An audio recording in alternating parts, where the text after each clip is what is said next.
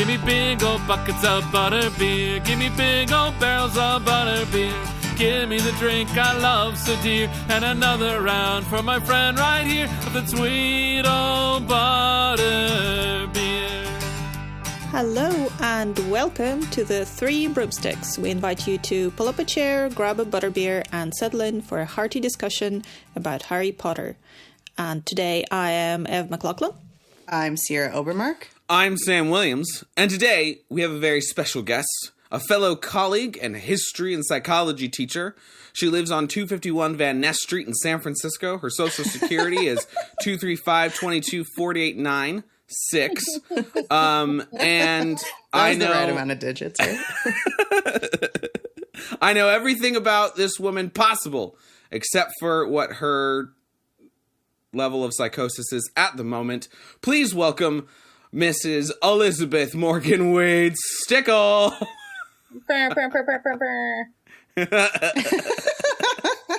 Hello, Liz. Welcome to our humble abode of that we don't even own. Rosemurda does. It's the Three Broomsticks. Hi.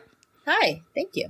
All right. So here we go. Traditional time. We've got to know your Hogwarts house, your journey to how you found Harry Potter and have since enjoyed, and then what your favorite Harry Potter book is and your favorite character from the Harry Potter series. Please share with us in detail. Excellent. My Hogwarts house is Ravenclaw. I am very wise. My journey to Harry Potter, I started by watching the first two movies, Heresy, I'm sure. And then in third grade, read the third book, loved it, didn't read any more again until like sixth grade, when the series was about to end. Wow. So read 5 and 6, then went back and read 1, 2, 3, and then read Deathly Hallows like the week it came out. Wow. That's crazy. Yeah. I also read the Goblet of Fire like just before the movie had come out. So I am, man, if that movie has no haters, I'm dead. I am not a fan of that movie. That's my second least favorite movie. Because I loved the book so much, and so much I felt like was missing that was totally critical. Anyway, so my favorite book, I think, is a tie between the third and the sixth. The third partly for the nostalgia of it being the first one I read cover to cover. Nice. But also just kind of getting into the next question, my favorite character being Sirius Black. Nice. Same. Then, nice. yep. Yeah, got it. Yep. Ooh, high Twins. five. Twin. But I think that really, like, if I'm being honest with myself, my favorite book is Half-Blood Prince. Because I just love a good villain backstory. Uh-huh. That tracks. Yeah, and then that tracks a lot. And then my my favorite character is for sure Sirius Black. I just, man, what a tender, scruffy man and dog. I just wish he could stay in his fluffy boy phase. Come on. I do. And then him being like cast as Gary Oldman, forget it. Oh man, that's so excellent. No, Goblet of Fire movie is been now 2 guests. Our friend from college, Haley Ball, also hates Goblet of Fire the most as a movie. No, actually, I lied. Cool. Cut that out, Patrick. That was the 6th movie that she hates. That's stupid. I feel dumb. Hi, my name's Sam Williams, and I don't know anything. No, that's excellent. Keep that in, though, Patrick. I hate you, Sierra. Okay. That's what I'm here for. I didn't realize that your journey to Potter was so askew. Yeah, no, totally wrong. I feel like most of these people that are on our podcast, the hosts, that's what they're called. Like, Irvin has definitely started by watching movies and not by reading books. Although I'm probably wrong on that too, and now Irvin's going to type in the comments, Sam, you're a fool. I don't think there is a wrong journey since they all end up in Three Broomsticks. So as long as you're here, that's fine. Very magnanimous of you, Ed. Mm-hmm. Thank you. But I did not realize that it was watch movies 1, 2, don't read the books. Read book 3. Don't touch the series until Goblet of Fire movie. Read Goblet of Fire.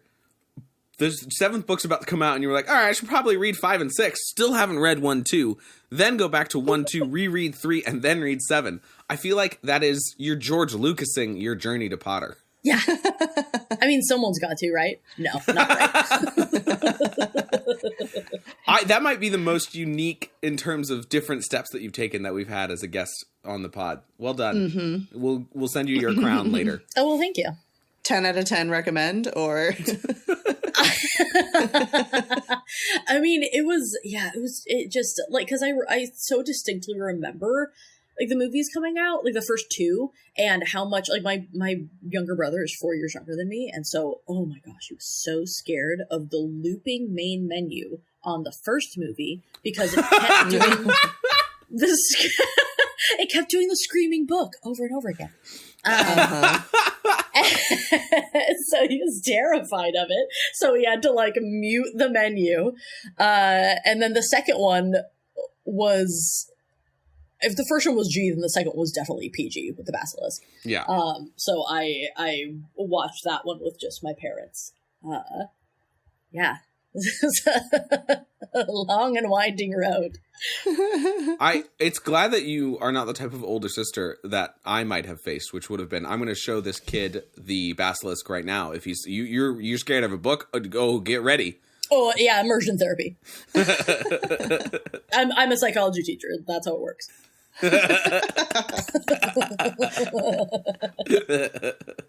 Well, welcome to the pod and welcome to our cozy abode. Thank you. Yes, and welcome, because today for episode number 48, we have gathered to discuss the 62nd chapter of the Harry Potter series, Weasley's Wizard Wheezes, Goblet of Fire, Chapter 5. Say that 10 times We fast. encourage you to... Who is counting not. these chapters? Who went and counted that it's 62nd? Irvin. It always throws you can me. find it. there's like a list you can find, but I wouldn't put it past him to actually go and count every time. Weasley's Wizard Wheezes, Weasley's Wizard Wheezes. Yeah, I do wonder if it actually provides any more information than just Goblet of Fire Chapter 5, but Anyway. As always, we encourage you to read the chapter before listening, but we're not your mom. Nope. Thanks, Aurelia. We should have just Aurelia cut that out, her saying we're not your mom, and impose that. Yep. That'd be great. Yes, because it makes me happy every time. Every time she says it, And yes. even if we were your mom, we still can't make you kids. That's true. I mean, we could try. As we will find out during the discussion of this chapter, just because your mother says something, That is such a doesn't mean you have to do it. Oh, man. What a great observation. What an amazing tie-in. A huge thanks to Iona13 over at our Patreon, who bought us this round of drinks at the pub. Thank you, Iona13. It is well received. I will be getting drunk. Thank you. And those drinks are hitting us hard already. Apparently. I know what alcohol tastes like. If you'd like to buy us around at the pub, please head over to patreon.com/3broomsticks. That's with the numeral 3. Patreon.com/3broomsticks to sign up. We're offering bonus chats with the host, on-episode shoutouts to our patrons, and so much more, like D&D, Hogwarts Legacy playthrough, I'm reading chapter by chapter my little fan fiction I wrote years ago. I'm sure it's terrible. Anyways, we would really appreciate... That's such a bad sell. I'm sure it's bad. Please give us money. Listeners, it's so bad. It's so bad, it's good. Yeah, that's it. It's the cringiest ever. Do you love being a hater? Come on over. Do you, like a 1950s ad, do you love being a hater? President Eisenhower once said about Sam's fan fiction, it sucks. Anyways. And we like Ike on this podcast. Fun fact, my great uncle knew him personally. Anyways, we would really appreciate your help in keeping the lights on at the 3 Broomsticks, because Rosmerta's cheap. So we can talk about Harry Potter for a long time to come. And Sierra, who are we raising a toast to today? We are offering a toast to the comments on episode 45. That episode was Prisoner of Azkaban, Chapter 20, Dementor's Kiss. We raise our glass to commenter Absent-Minded Raven, who said, describing Dementors as a swarm or hive mind just makes me imagine one returning to Azkaban and doing a little butt wiggle dance to let the others know where the good souls are at. But I do not like the reminder of Dementors being able to communicate. I'm somehow happier thinking of them as mere beasts or monsters as opposed to beings with self-awareness, wants, plans. Yeah, okay. That, I feel so in line with what Absent-Minded Raven is saying, specifically because when we found out that Dementors just don't pop into existence, that there is some semblance of breeding between them, and I was like, oh no, I don't like that at all. Especially when it feels like they do the they don't procreate like humans do, but it's more like how fishes do it in the ocean. That's how I interpret the fog. That it's just somebody laid eggs somewhere and then the guys go over just and a horrible haze of the horrible haze. And then you're breathing that haze in, and that makes you depressed. So what it is that you're breathing in, I will leave you to think about that. And pregnant. See, I imagine kind of Xenomorph out of Alien. Like there's a Dementor chest burster out there somewhere. Oh, God. Oh, man. Horrible. I thought it was more like reproducing by like asexual or budding or something like that, where they just like split. They just divide. They just split. Yeah. Gross. All of these options are horrifying. I don't think it really makes sense for them to be beasts/monsters because they do work with the Ministry, and they seem to work with the Ministry actually work somehow, rather than, we'll just chain some Dementors outside of Azkaban as if they were very creepy dark guard dogs. They seem to be a lot more of a cooperation going on. How that communication happens is not entirely clear, but I think they're not just, your general monsters. I mean, they do behave like contractors, but yeah. What on earth is that contract? Like, is it souls hourly? Is it a soul salary? Like, how does this? What do Dementor contracts look like? What do they look like? Do you sign with a kiss? Can you sign it in the same room? So you see, my thought about Azkaban and Dementors is, I was thinking about that after the episode. And please correct me if that's already been disproven somewhere. But what if the island on which Azkaban stands was like a Dementor colony it's the breeding ground? So that's where they originally live, or live in large quantities. So the prison was built there partly because the Dementors are there. And then over time, they basically went, okay, they're going to be, stationed around prison or whatever, as a kind of a semi-symbiotic relationship, because they need to keep the prisoners in check, and the Dementors are already there, as opposed to them finding Dementors somewhere else and then bringing them over to Azkaban. Does that make sense? I love that thought, and I fear the one-to-one implication that maybe COs, maybe correctional officers are just growing out of the ground around prisons. We have to go to the correctional officer's natural habitat and build our prisons there. It's not like they have to rehabilitate them or anything. They just have to keep them contained and keep them from escaping the island, which is mostly they do successfully. What do baby Dementors look like, do we think? I think they're just they the head. just look the same. Just the smaller. head, no body yet? I think they're just the head in the hood, and then like a bar mitzvah, they graduate to the full cloak. Nice. Very good. They turn 13 and they become a full-on Dementor. And boom, baby, my body's here. Mm-hmm. Look at my cloak. That's intense. That's intense. Mm-hmm. I wonder too, it's like with snakes, they don't have very much control of their venom. So every time that they bite, you're much more likely to get poisoned than with a full snake, which normally like 33% of their bites are dry. So if you're going to get like bit by a rattlesnake, you'd much rather be an adult than a baby. And I wonder if the baby Dementors have a lot more trouble not kissing things when they get to them. Maybe. They're just like human infants putting things in their mouths constantly. Yep. Yeah. Oh, terrible. Horrible. They are just awful, these things. Dementor Whatsits. Well, thank you, Absent Minded Raven. Also, shout out to the discussion about moons in that episode. Really quite an in-depth research into what time moon rises, how the moons work in relation with the sun, and there was a great discussion about city versus urban people. That was cool, too. So go and check out that episode. It was great. Yeah, it was a lot of fun.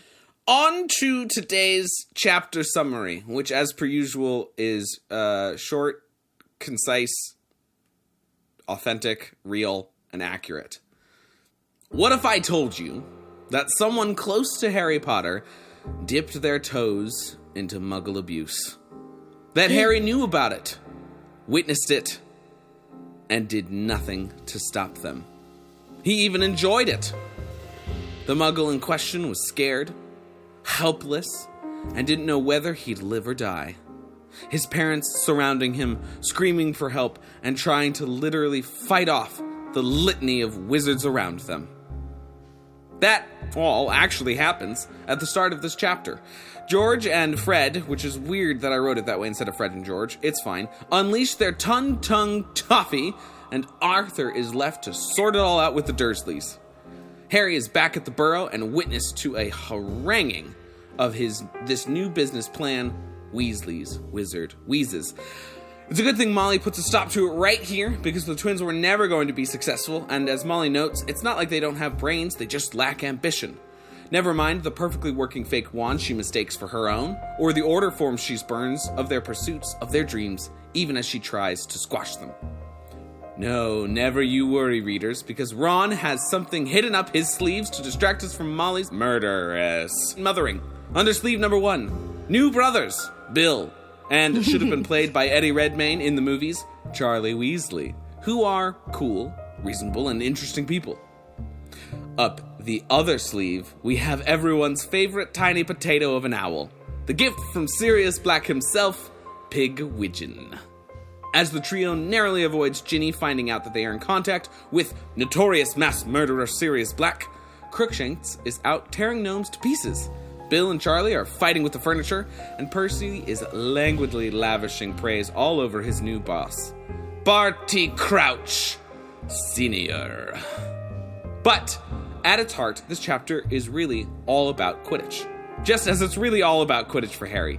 Quidditch, and of course the huge clue that Voldemort is up to something now that we know that Bertha Jorkins is missing. But who cares about any of that when England, Scotland, and Wales have all been thrashed, and any semblance of any of the Isles north of France getting anything done is left in the hope of the Irish national team. Okay, I have a problem with this. Yes. Namely, my problem with this is Bill should have been played by Eddie Redmayne. Please No, discuss. sorry. Charlie should Bill, have been. sorry. comma, Okay, and should have anyway. been played by Eddie Redmayne, Charlie Weasley. Okay, sorry. My point still stands. Charlie Weasley as Eddie Redmayne. How does that work? Because the Eddie Redmayne literally looks the opposite of the description of Charlie. Yes, I 100% agree. It is mainly just the fact that Eddie Redmayne tried out to be every single Weasley during the tenure of the Harry Potter movies and was never You just cast. feel sorry for him. I just is feel that sorry it? for You him. just wanted to Yeah, get something. that's it. That's and it. I mean, Charlie seems like, a consolation Weasley brother. Okay. Yes, exactly. Because he says, he grew up with this wonderful red hair. And he's like, there was, a whole family of red-haired gingers, and I got cast as none of them. And that made me be like, nah, Charlie. But you are correct. In terms of physical description, Charlie and Ron are much more similar. No, Charlie and the Fred and George are much more similar. Ron's much more like Bill so they're and like Percy. stocky and shorter, which is not at all what Eddie Redmayne looks like. No, but- not one bit. Okay, so you were trying to be nice to Eddie Redmayne. That's okay. I can magnanimously forgive this. Thank you. Since I'm being magnanimous today. I'm glad that you started with beef, so I didn't have to. Calling Molly mundane is crazy town. He just wanted something beginning with M. I know, but crazy with find alliteration. any other word, man. Mundane for Molly Weasley. Are you insane? She is going to spontaneously appear in the real world and find you. Would Molly's murderous mothering work better? Honestly, yes. That's significantly closer to Molly Weasley energy. Patrick, please insert during that chapter summary a robotic voice over my own going, Molly's murderous mothering. Good all. Excellent. We should all note, dear listeners, that by the time you hear this episode, it may be the fact that Sierra has a newborn son. And so as Sierra lead on the main discussion notes here, she made these while you were, what were the words that you used, Sierra?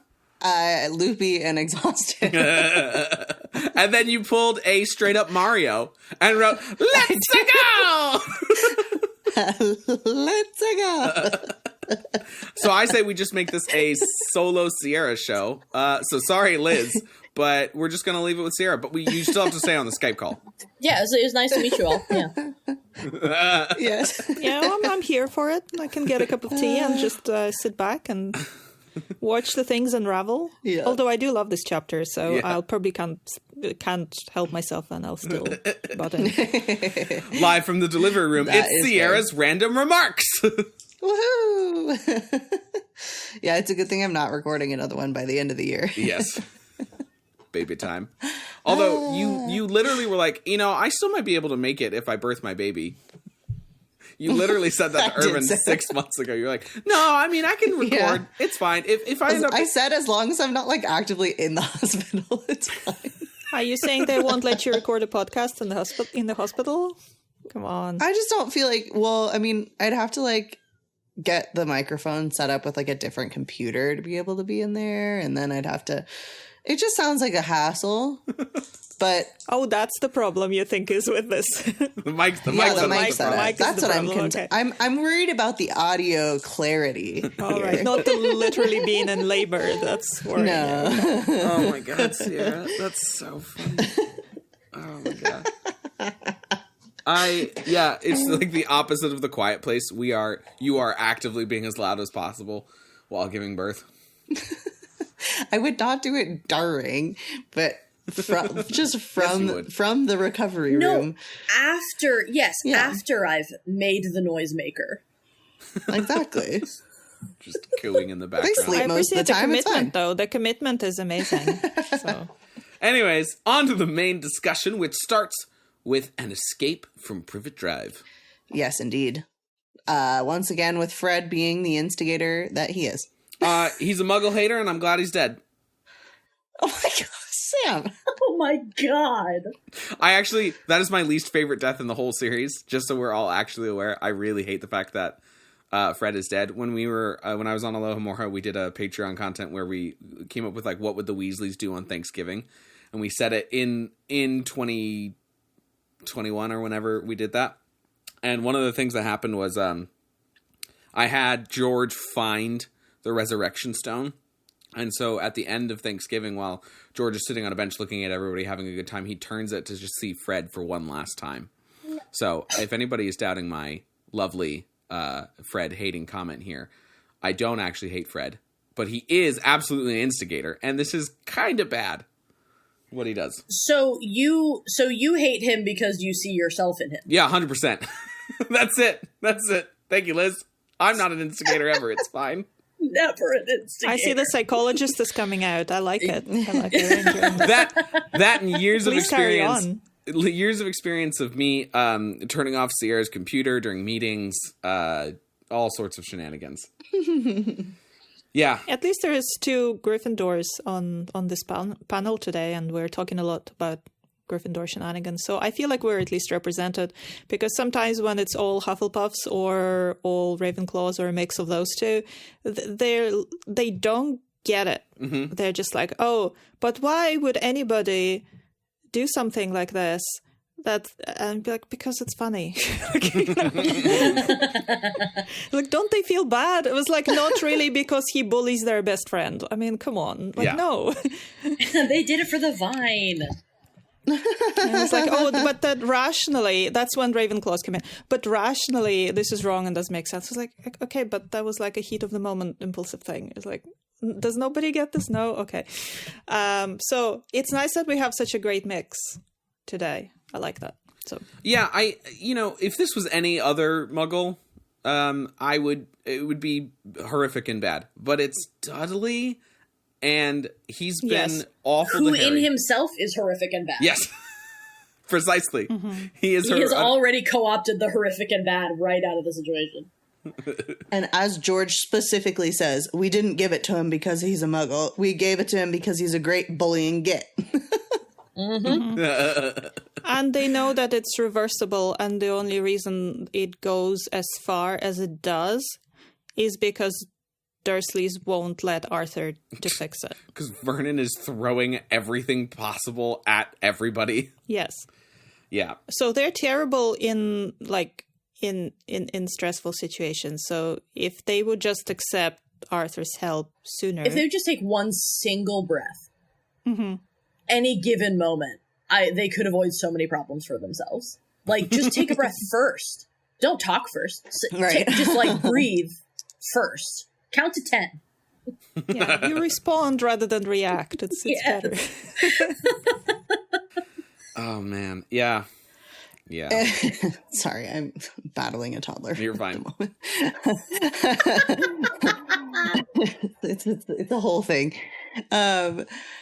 Yeah. So obviously George is in on it because they've been looking for people to test this on and haven't found a good candidate until now. But Ron also seems to know like what the plan was, and also the twins know that Dudley was on a diet. So like Ron has to have been the blabbermouth on that. Oh, 100%. Like being like, oh yeah, I don't know how that would come up though. No. Like, it doesn't have to come up. Maybe it was his idea. Like, oh, you're looking for somebody who needs to test this on. Well, you could probably just drop one in front of Dudley and he'd eat it because he's on a diet. It doesn't even have to be that logical. Ron is such a ham at this part in the story. He will do so much for any bit of attention. So I'm sure he told everybody in the household that Dudley was on a diet. Like, he just reads Harry's letters out loud because his whole family is much more interested in Harry's writing to Ron than they are Ron's actual words. So I'm sure everybody in the household knew he was on a diet,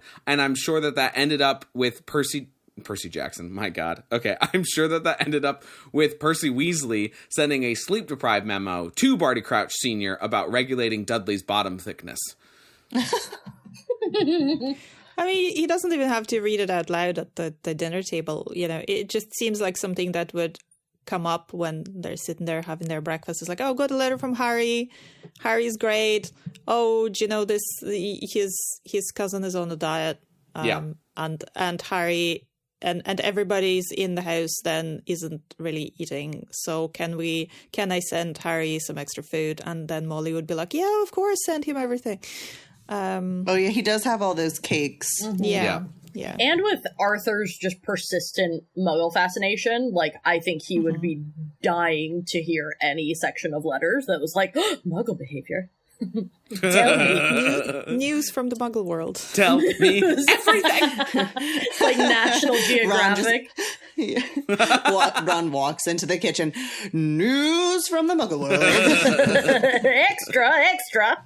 Today from Muggle World. Dressed as a newsie from the 1910s. Exactly. But seriously, though, I bet they have that on the Wizarding Wireless Network. 100%. That sounds like a great TV show. As some kind of summary of what's happening for Muggles. Yeah. 100%.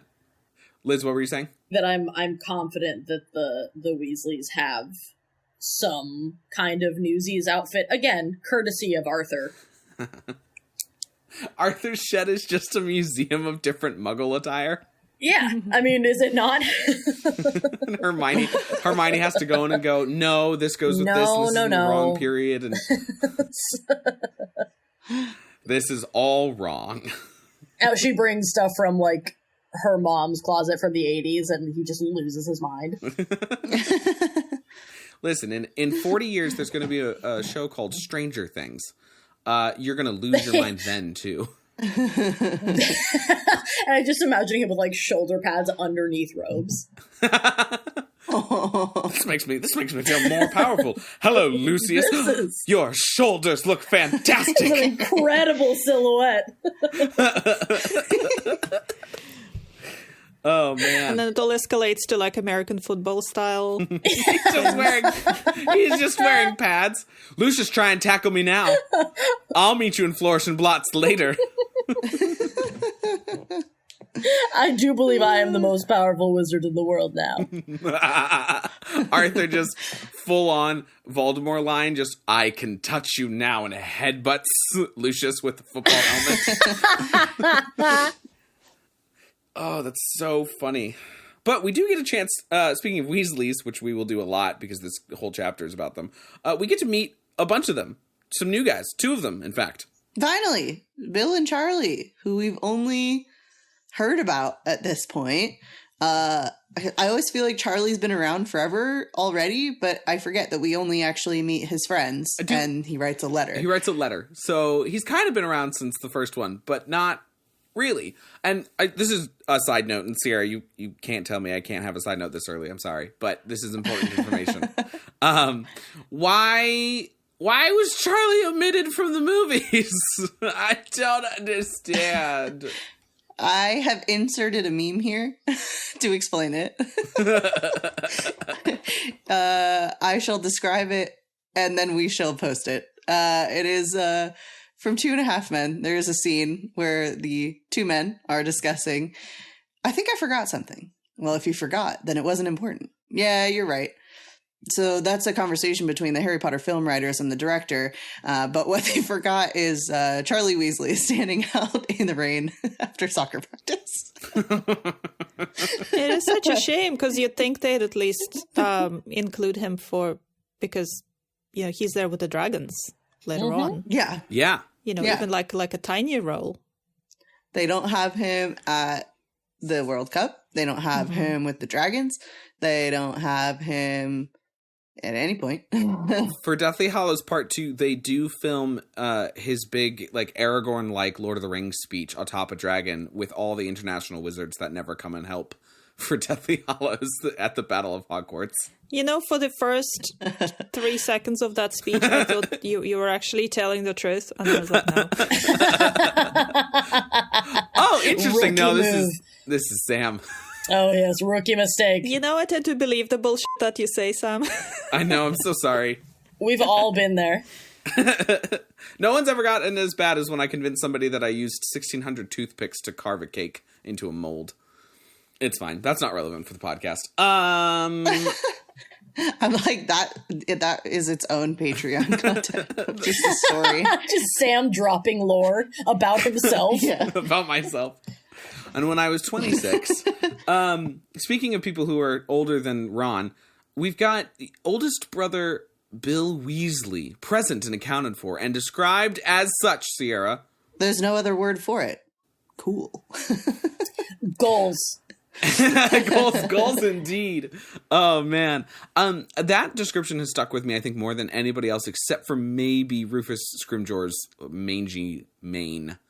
And looking like a lion. And maybe the description of when Harry engorges the spider in front of Ron subconsciously, and Ron's like, oh my God, stop.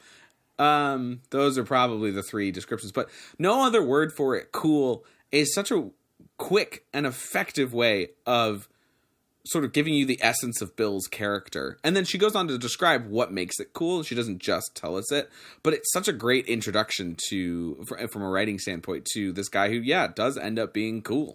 So according to people on this panel today, because since we're actually present, we're the only ones who matter. I like that. What do we think about Bill? Is Bill cool? Yes or no? Does Bill look cool? Yes or no? Oh, yes. I would say he is perfectly cool, and he looks cool as well, because I'm a 90s child, and the description of his coolness is my description of coolness. But the younger generations might disagree, and I don't care. I think, so Sierra and I count as 90s kids barely. And Liz, what's the Mace Windu phrase? We let you sit on the council, but we do not grant you the rank of master for being a 90s kid. I think that Bill is absolutely cool, a book Bill for sure, and he looks cool the way he's described, and he ends up being a cool character for sure, 100%. Well, the thing is, Bill, so Bill is based on this description of like ponytail, single fang earring, wouldn't have looked out of place at a rock concert. Wearing leather, like, oh my goodness, Bill. Bill, stop. It's a family book. So it's a yes from you then. Yeah, it's a yes for me. It's a yes for me on Bill. Yeah. Okay, very good. I will say, as much as I do like the casting of Bill, it is a big letdown that they do not give him the fang earring. Yes. And yeah, he needs to be a bit more punk looking. He's not, yeah. He's cool, but he's not cool. Like, Cool. Maybe they'll fix it in the show. Who knows? I hope so. The better. Hopefully we meet him too early. I just don't, if you have a description that specific, hello. Yeah, for real. I mean, we are also in the Goblet of Fire book, so specific descriptions don't always translate it. They just don't matter, apparently. Well, when we finally meet Bill in the movies, he's married to Fleur already at that point, and his look literally changes in the book too. So I think he's gotten rid of some of that stuff. Yeah. So my wish, my want, my desire. Yes, exactly. My desire is that we meet him in Goblet during the show, and then we actually get a bit of an arc with him instead of him just showing up to be like, these scars are from Fenrir Greyback. And we're all like, oh, okay. Oh, is that it? Check them out. Yeah. We saw him, though. We met that guy. We met that guy last book. How'd you get them? Seriously. I think it's also a big letdown because Fleur's whole arc with him is so nice, and like being accepted into the family, and her whole, what, you think I won't marry him because of his scars, like really like proving that she's not, vapid or something like that she actually truly cares about Bill. It's like it's all such good character building, and why do we insist on leaving these things out? It deals with and also adds to more anti-French bias in some weird way. Well, and Veela erasure. Yes, God, absolutely. They like show them for a second on the field at the like Quidditch World Cup. Yeah. Like barely, not even. It's not even showing them. You like hear them sigh. What?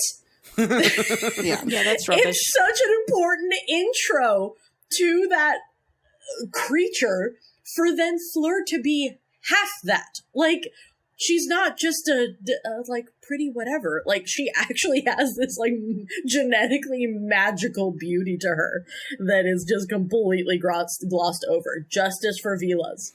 And as much as the actress who plays Fleur pretty, she's not otherworldly kind of pretty. No. Oh, she's not that. Yeah. And there's so many problems with the Goblet of Fire movie. Just the whole fact that Bo-Katan, which is the stick school, like, just is only women is frustrating, and Durmstrang has only men, and we have that weird running butt shot of Ron and Harry just trailing them with their eyes. There's so many awful things. It's great. I love it. But we do get the leprechauns, I guess. Yeah, but they're not even real leprechauns. Yeah, they're not. Anyway, back to the important parts about Bill. I want to know about his boots. Because Harry notices, because he's the one for detail, attention to detail. He does notice that Bill's boots are obviously dragonhide rather than leather. So I want to know what dragonhide boots look like. And whether, depending on which dragon they come from, you get like different colors and effects on them. So if it's like Welsh Green's hide, they would be like green and shiny and scaly. My headcanon is these boots are the reason why Bill and Charlie are fighting with the furniture. Is because Charlie actually has like a bit of a gripe with the fact that Bill is wearing the leather of these creatures that he studies and loves. But that's just my own headcanon. In terms of what are the boots, I'm totally down with different types of dragons. Chinese Fireball would look different than the Welsh Green, which would look different than Black Horntail and all of that sort of stuff. I think that'd be really cool, in fact. It's like modding your armor in any fantasy RPG. Mm-hmm. See, I feel like you would get the most like ethically sourced dragon boots though. because of Charlie. With the Charlie connection. Yeah. He like knows exactly where to get them. So like, no, these aren't blood boots. Like no dragons were slain to make these boots. It was a very elderly dragon. It was just used like it signed up to be an organ donor. It's an organ donor. Yeah, ethically sourced dragon boots, I think. I can see that being a thing. I mean, one would hope. At some point dragons will die, so might as well use all of them. Smaug. Sorry. Wrong series. Ivana Lynch has a podcast, or at least she had a podcast, and there was a few episodes in that where she specifically talks about ethical stuff like this in the wizarding world, like the animals as potions ingredients and dragon hide and dragon heartstring, and whether any vegan and vegetarian students at Hogwarts and things like that. So I think it's called Chick Peeps. So I would recommend the episodes about Harry Potter on it, because they're kind of talking about what we're talking now. That sounds great. Yeah, that does sound pretty cool. I have to check it out. Speaking of formidable beings, as such as dragons, Mrs. Weasley enters the room. While not mundane anymore. Mundanely. Right. Mrs. Weasley enters the room in the midst of Arthur shouting at Fred and George, and we instantly see that Arthur's whole threat about "I will tell your mother about this" seems, at least to Harry, rather empty. Yeah, he doesn't want to deal with Molly. I think it's funny that Mrs. Weasley she's such a formidable being that even when he's hopping mad and yelling at his sons, he's still not planning on telling his wife what happened. He's like, whoa, it's not that serious.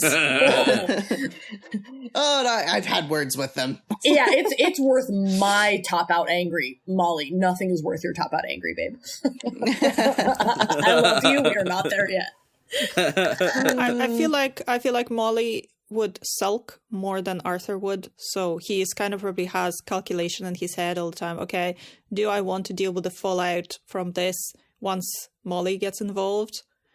Because I could yell at one of my sons now and that'll be it, but if I bring her in, that's going to be this whole big extra to do that might take days at a time depending on how bad it is. So it's like, right, maybe not. Especially since she's already upset at them. Yes. And it's interesting here, too, because it seems like there's a pretty... Each kid has a very direct relationship with their parents. So Bill and Charlie, we don't get to see much of them in terms of, like, how they were parented. But it seems like there's a pretty equal share between Molly and Arthur for attention and such from both of them. I mean, Molly certainly fawns over Bill and his good looks and everything. But then we get to Percy, and it's very clear that Percy is sort of Molly's pet project, and he's show ambitions, and he's everything that Arthur isn't, and everything that Arthur isn't in a way that Molly wants to see. So she likes to see this ambition and this hard work and this fascination with like wanting to rise up and everything, and she really tries to help him with that. And then we get the Weasley twins, who it seems like Arthur sort of understands them a little bit more and is willing to sort of let them explore their dreams and all of that sort of stuff. And then there's Ron, who just there's not enough time for him. So then Ginny gets all the rest of that attention. Yeah, because I think Fred and George and Arthur have I mean, and I think Ginny ends up getting kind of wrapped up into that because she's kind of like mini Fred and George, but like, they have this affinity for investigation and creativity and finding out new things. And, you know, Arthur's is more in like discovery, whereas Fred and George is more in experimentation. But I think that you see that reflected a lot in the fact that like they create a whole Muggle section in their shop, and it's like clearly like an homage to their dad, and like to make him happy on some level. Not like, oh, we'll put this here to make him happy, but they're like, oh yeah, you know, Nutters like dad, but they clearly love it. Yeah. So I think it's yeah, definitely like they kind of follow along that path, whereas Molly's a little bit more traditional. And I almost wonder if that's like partial. We don't know too much about Molly and Arthur's like upbringings, but it could be partially in that. And, you know, like Molly had her brothers and they both died. And so maybe she kind of is like, we don't know what they were doing before they became order members either. So like there could be some sort of tie-in of like the men in her family were always X way, and she married Arthur because he was part of the ministry, not realizing that, you know, when she fell for him, like, he's a little eccentric. And then because they met and like got married really young, as most people in this world do. So I think there could definitely be something there, and I would want to know more about like what did Fabian and Gideon do like before they became order members and stuff. As far as we know, Molly and Arthur got together while they were still in Hogwarts, weren't they? Yeah, they were. They do. And then they got married almost instantly out of Hogwarts, or exceptionally young, because Ginny, I think, points out at one point when Mrs. Weasley is complaining about how young Bill and Fleur are. She's like, you and Dad were really young. And she's like, yes, but it was different times and we were made for each other, and all the excuses that parents tell themselves. There's a war. Yeah, there's a war there's one going on now, Molly. Oh, it's such a typical thing to say as well. It's like, well, when I've done it, that was different, but you are not doing it. Yep. Precisely. No, that happened with me too, because it was like, oh, you're too young to get married. I'm like, Mom, you do realize that if I was you, I would have been married 3 years ago. And she's How old like, were you when you got married? Me? Yeah. Oh man, you're gonna make me do math. How old was I? 25? I think I was 25. Yeah, I think so.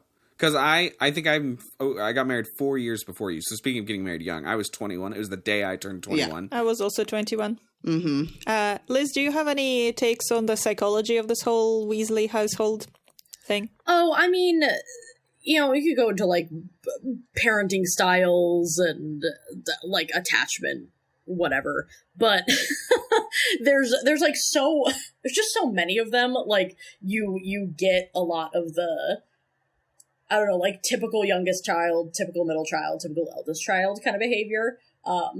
Even with Percy not being the eldest, like very much behaving as though he has the burdens of the eldest child. So they do fall into like pretty, I don't know, like pretty textbook kind of roles, but like almost in chunks of 2 or 3 at a time. You know, so like the eldest 3 kind of all act like eldest children. The middle 2, I'm just going to go with the twins being the middle 2, pretty much act like middle children. Like they weren't the first one to be raised, but they kind of like turn everything upside down. And then the youngest 2 very much acting like the youngest, like Ron feeling very neglected and not getting enough attention because there's hella siblings ahead of him. And then there's, you know, they kind of touch on all of the parenting styles in one way or another, because there's just so damn many kids. So damn many kids. Well, and I think partly Percy's thing about acting like the oldest is probably contributed to the fact that I think the largest age gap is between Charlie and Percy. Yeah. So like Bill and Charlie are pretty close together, but then there's a big gap. There's a bigger gap, almost twice. I think it's like where there's about 1 to 2 years between everybody. There's 4 years, I think, between Percy and Charlie. And so that's a significant, I mean, that's the age gap between me and my youngest sibling is about 4 years. And so that's a pretty, like, I would say that would probably make Percy feel like, oh, I'm like restarting. Now I have to be the oldest for everybody younger than me. Yeah. So I think that tracks. Yeah. And like oldest in the house. Yeah, exactly. Yeah. He's still in the house. He was still at Hogwarts with all of them. Whereas Charlie and Bill didn't go to Hogwarts with Ron or Ginny. Or Fred or George. And I think only overlap with, do they not overlap with Fred and George at all? I don't year? think Charlie does, because the Slytherins have won the Quidditch World Cup the last 7 years in a row, right? By the time we get to Harry.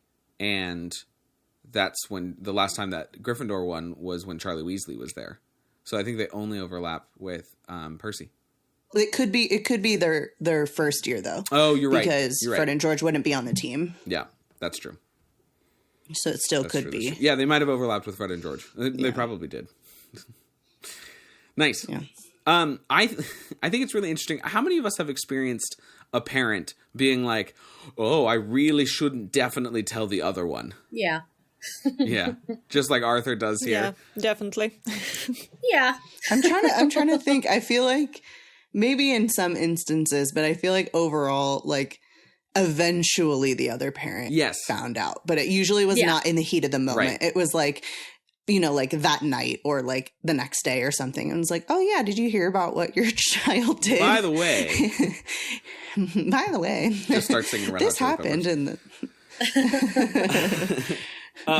Yeah, I don't think Arthur doesn't plan on telling her at all, because some people look at this chapter and they go, oh my god, their marriage is not good, Arthur's trying to hide stuff from Molly, and I'm like, no, I think that's a misinterpretation. I think Arthur's planning on telling her, period, just not while he's still hot and emotional about it all. Yeah, exactly. When he can calmly be like, this is what happened, I already handled it, we've had words, this is like outcome, where he can like explain it. I still think Molly is hot-headed enough that she would probably still get upset. Yes. But it wouldn't be to this level, for sure. Yeah. As like being thrown into the middle of this just happened. Yeah. Or he can choose to reveal it sufficiently late that it becomes a funny memory, because I've experienced that as well, you know. So it's not like it's never gets told, but it gets told so far removed from the original incident that it's like, oh yeah, okay. Yeah. They did what? Oh, ha ha ha ha. Yeah, well, they did it, but they did it months ago, or the year before. It was like, well, it's done. Well, see, I feel like that would be just like Arthur falling on the Molly sword, though. Like then he's catching all the heat instead of the twins, right? But so tell it during Fred's funeral. There we go. Yep. Right in the middle. You're totally right. You estimated that exactly right on. As the eulogy is being given, Arthur just leans over. By the way, Fred gave Dudley Dursley a tongue toffee and it nearly killed him. Okay, back to shh. The eulogy. Shh, it's quiet time. Oh my gosh. Well, also with like, I just think this whole situation of like Arthur's hopping mad, Molly's like ramping up, and Fred's like, I didn't give it to him, I dropped it. It's like really the splitting hairs in that moment of all moments. If Dudley had a modicum of self-restraint, this is gonna get you out. Yeah, for real. I know. Oh, I'm sorry. You're correcting me now too. Oh my gosh. But at least we get like Hermione to the rescue for some of these people. Ron is like such a dunce here, but which I think is valid for two reasons. One, he's probably like, ooh, I get to see other people getting yelled at. Yeah, for real. But then also he's like, to be fair, also, when I was reading it, I was like, Harry knows where he's sleeping. Like, he's been here before, Hermione. Like, he knows where Ron's room is. And then I'm like, oh, wait. Yeah, they probably want to, like, not be in the room right now. Harry seems to be just loving being around any semblance of family that's not him being beaten. So it seems like he doesn't find this nearly as awkward as I would have or Hermione does. Because it's, if you remember back to being a smaller individual person growing up, having your friend get yelled at by their parent in front of you was always really awkward. So awkward. And like I never wanted to be there. So I'm for one of the only times in the series, I'm like, oh yeah, Hermione, that makes sense. Please get them away from this. Yes. Well, I feel like for Ron and Harry's individual experiences are like, it's not me, Jules. I think Hermione is a lot more uncomfortable with that kind of displays of emotion. Yeah, she's an only child to very well-adjusted parents. Her parents are dentists. So it's probably more for her own sake. She just wants to not be there. Yeah, absolutely. Yeah, all my friends come with me, please. Yeah. Which I do understand. And now that you mention it, Sam, like I definitely had those moments. I had a friend who whenever her mom would yell at her, it would be in French. Oh, nice. So that I wouldn't know what was being said. But there's no like mistaking tone. Man, she's using the... And so I was still like, I'm just sitting at this table eating my snack. Should I go? She's using the word bastard a lot, and I don't get that. It's just like all cognitives and all English cognitives being shouted out in French. This isn't helpful at all. I know exactly what they're saying. Luckily, it was like we were young enough that I could not put that together. But yeah. Oh man. I think it's interesting. Dear listeners, in a couple weeks you will be getting our Christmas episode where all the hosts come together, and Ron does this very similar thing in that episode as well. That chapter that we go over, which is Christmas on the Ward and Order of the Phoenix. Arthur reveals that they're using stitches, and Ron is like, all right, time to leave. Let's go get a cup of tea. Seems to be kind of his MO at times, this notion about being like, well, all right, we should leave. Maybe that's when he learned to do it. Yeah, precisely. Well, we have the introduction of a very successful business and eventually just kind of George's shop, the Weasleys Wizard Wheezes. And this was my revelation of at least the year, possibly my whole life. Because I thought, what a strange name to call your joke shop Weasley Wizard Wheezes. Well, Weasley Wizard makes sense, but Wheezes, because Wheezes, it's like bad. But so I looked up the word wheeze, which I could have done before. I don't know why I never done it. And apparently, yes, the first meaning of the word wheeze is to breathe with whistling or rattling sound on the chest. Or the sound itself is a wheeze. But apparently, and I have never heard anyone use this word in this context ever, the one of the meanings of the word wheeze is informal British, a clever or amusing scheme, idea, or trick. Wow. And the example that they give in the dictionary entry is a new wheeze to help farmers, which is like, that sounds so rude. Kill all farmers. That's what it sounds like to me. But yeah, so in the context of that I've just found out, Weasley Wizard Wheezes makes sense because it's like Weasley Wizard tricks, right? Mm-hmm. Yeah, that's fascinating. That's amazing. I think I never obviously looked this up either. And I think I just chalked it up to like a wheezing laugh. Yeah, Like, me too. If you're, interesting. which I think is mentioned a couple times, like in the books, like someone like lets out a wheeze, like when they're laughing really hard. So I always just assumed that it was some sort of like laugh reference, but they had to come up with a word that was an alliteration. But this makes so much more sense. I always associated it with the fact that their skiving snack boxes kind of got them started. So I thought it was alluding to the like illnesses that they would you would get to skip class. But I'm not as smart as any of you, especially the Ravenclaw. Well, I did say it. Their inventions are so cool. Yeah. It's actually kind of crazy how much they've managed to invent with like nobody being any the wiser. Like Ginny's whole thing, we thought they just liked the noise. Like such an odd comment. Like they just like bangs and I mean, it's not though, because people do like exploding things. I mean, I have a 14-year-old son and he does like exploding things. Also, my husband he's also not sitting likes in doing his that. room exploding things for the noise. Yeah, well, they do it in the kitchen, but yeah. They do it in plain view, so we can all see what's happening. Yeah. Listen, Sierra, Ginny, up until book 4, which is this one, so never mind, scratch that. Restart. Hi, Patrick. Sierra, listen, starting until book 5, which I definitely said the first time, Ginny's whole character is only loving one thing at a time. So she's like, I love Harry. I love the diary. I love Harry again. So of course she doesn't think Fred and George can love both noises and inventing.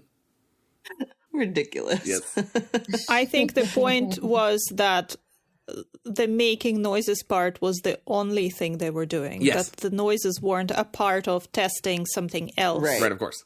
Yeah. Is how I read it. Yes.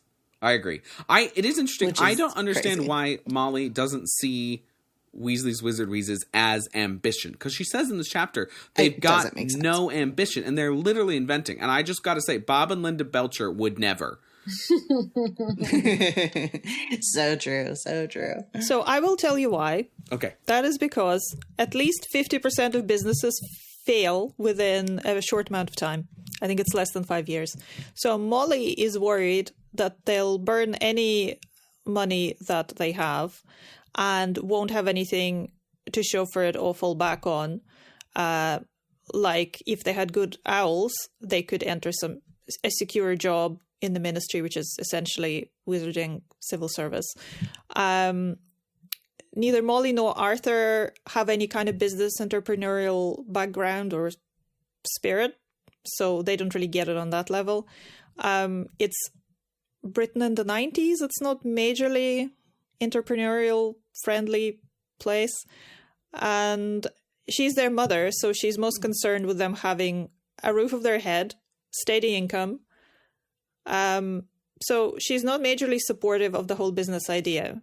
Yeah, it does ring true to me as a mother would do, basically, is what I'm trying to say. Yeah, with 3 kids who have already done kind of like what she expected and like almost like following their father's footsteps in a way. Like he has always been steady and kind of, you know, he found a way to make his career and his like passion fit, but they kind of went hand in hand with there being a whole department devoted to the thing he loves the most.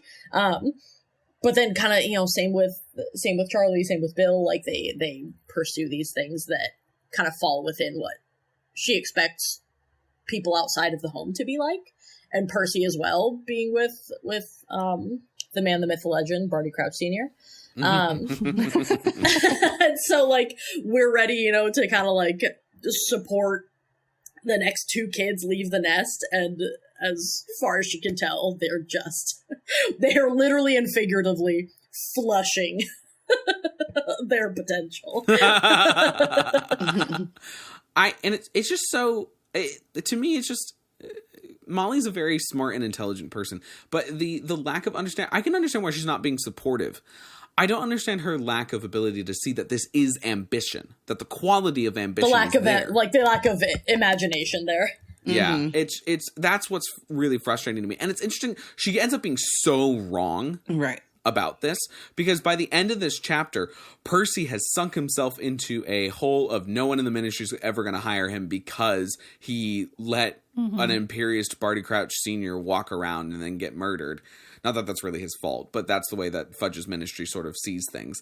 And at the same time, Fred and George's actions of attempting to make this dream of theirs work lands them a huge benefactor in Harry at the end of the book. Yeah, I mean, she says ambition, but she doesn't really mean ambition. She means kind of climb the ladder in the most traditional way possible. Do well at school, get a job, get a steady job, and then get promoted over time. Yeah. And then get promoted again over time. That's what ambition for her looks like, and that's what it looks like for Percy. Yeah. But, you know, as you said, Sam, that's not all that ambition can be, and I think she just can't see that. Yeah. And I wonder if Charlie feels somewhat the same. Like, he moves to Romania to go study dragons, and I wonder if Mrs. Weasley's like, but Gringotts or the ministry, you can rise there. What are you going to do here? And he's like, I'm going to actually live thousands of miles away from you so I don't have to hear that all the time. You know, this is such a great point, Sam. It is interesting that both of Molly's eldest sons have jobs as far away from home as possible. One in Romania and one travels a lot to various sites like Egypt and stuff like that. I think there might be something in it that they just wanted to remove themselves from home and from those expectations and do what they want to do. And now that they are established in their jobs and they're doing well in their jobs, Molly can sort of rewrite history a little bit and go, oh, I'm so proud of you, Charlie. I'm so proud of you, Bill. You're doing so well. Just cut your hair, though, okay? That's fascinating. Versus Percy's literally still living at home and doing the thing that she wants. That's a great insight. Yeah. Oh, that's so interesting. That's probably part of what's going on. But Harry leaves at the behest of Hermione, and lo and behold, it's not just the trio, but it's Ginny that follows along with them. Yes, and I love that she's getting a spot in the group and like can also carry on a full conversation now with Harry, despite all of the blushing and whatnot when she first sees him. But like, I this is when we start getting more of her personality. And I always wish it was like they actually let her in at this point from now on. Yeah. Especially since it seems like Hermione really needs a friend who's a girl to deal with all of the stupid boys for the rest of this year. So to me, this always reads as like Hermione has been friendly with Ginny. I feel like their friendship really grows during this time spent at the Burrow and at the Quidditch World Cup. As I've been rereading this newest reread, which I think is my 101st, so congratulations to me for crossing into the triple digits. Congrats.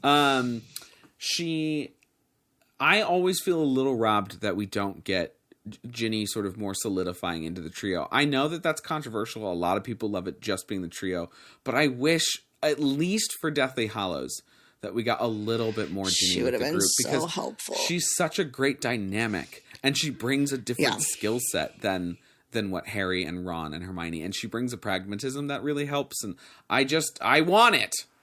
Yeah. I don't think Hermione can handle it. Yeah. I agree with that. I don't think she deals well with change and what a bringing extra person into their group is going to do to all the dynamics and stuff. I feel like this whole book is a testament to how poorly Hermione deals with change.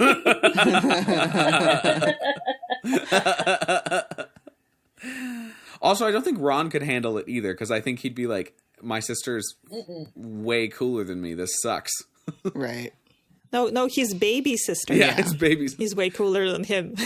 I don't like that. Yeah, that's fair. Ugh. It wouldn't work for a lot of reasons, but she's great. And what I need is a side story of Ginny and Neville during 7th year.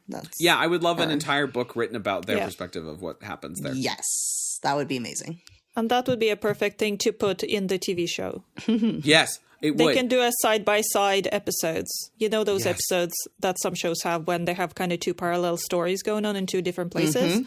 They could totally Yes. do that for the 7th year, and that'll be great. It would be.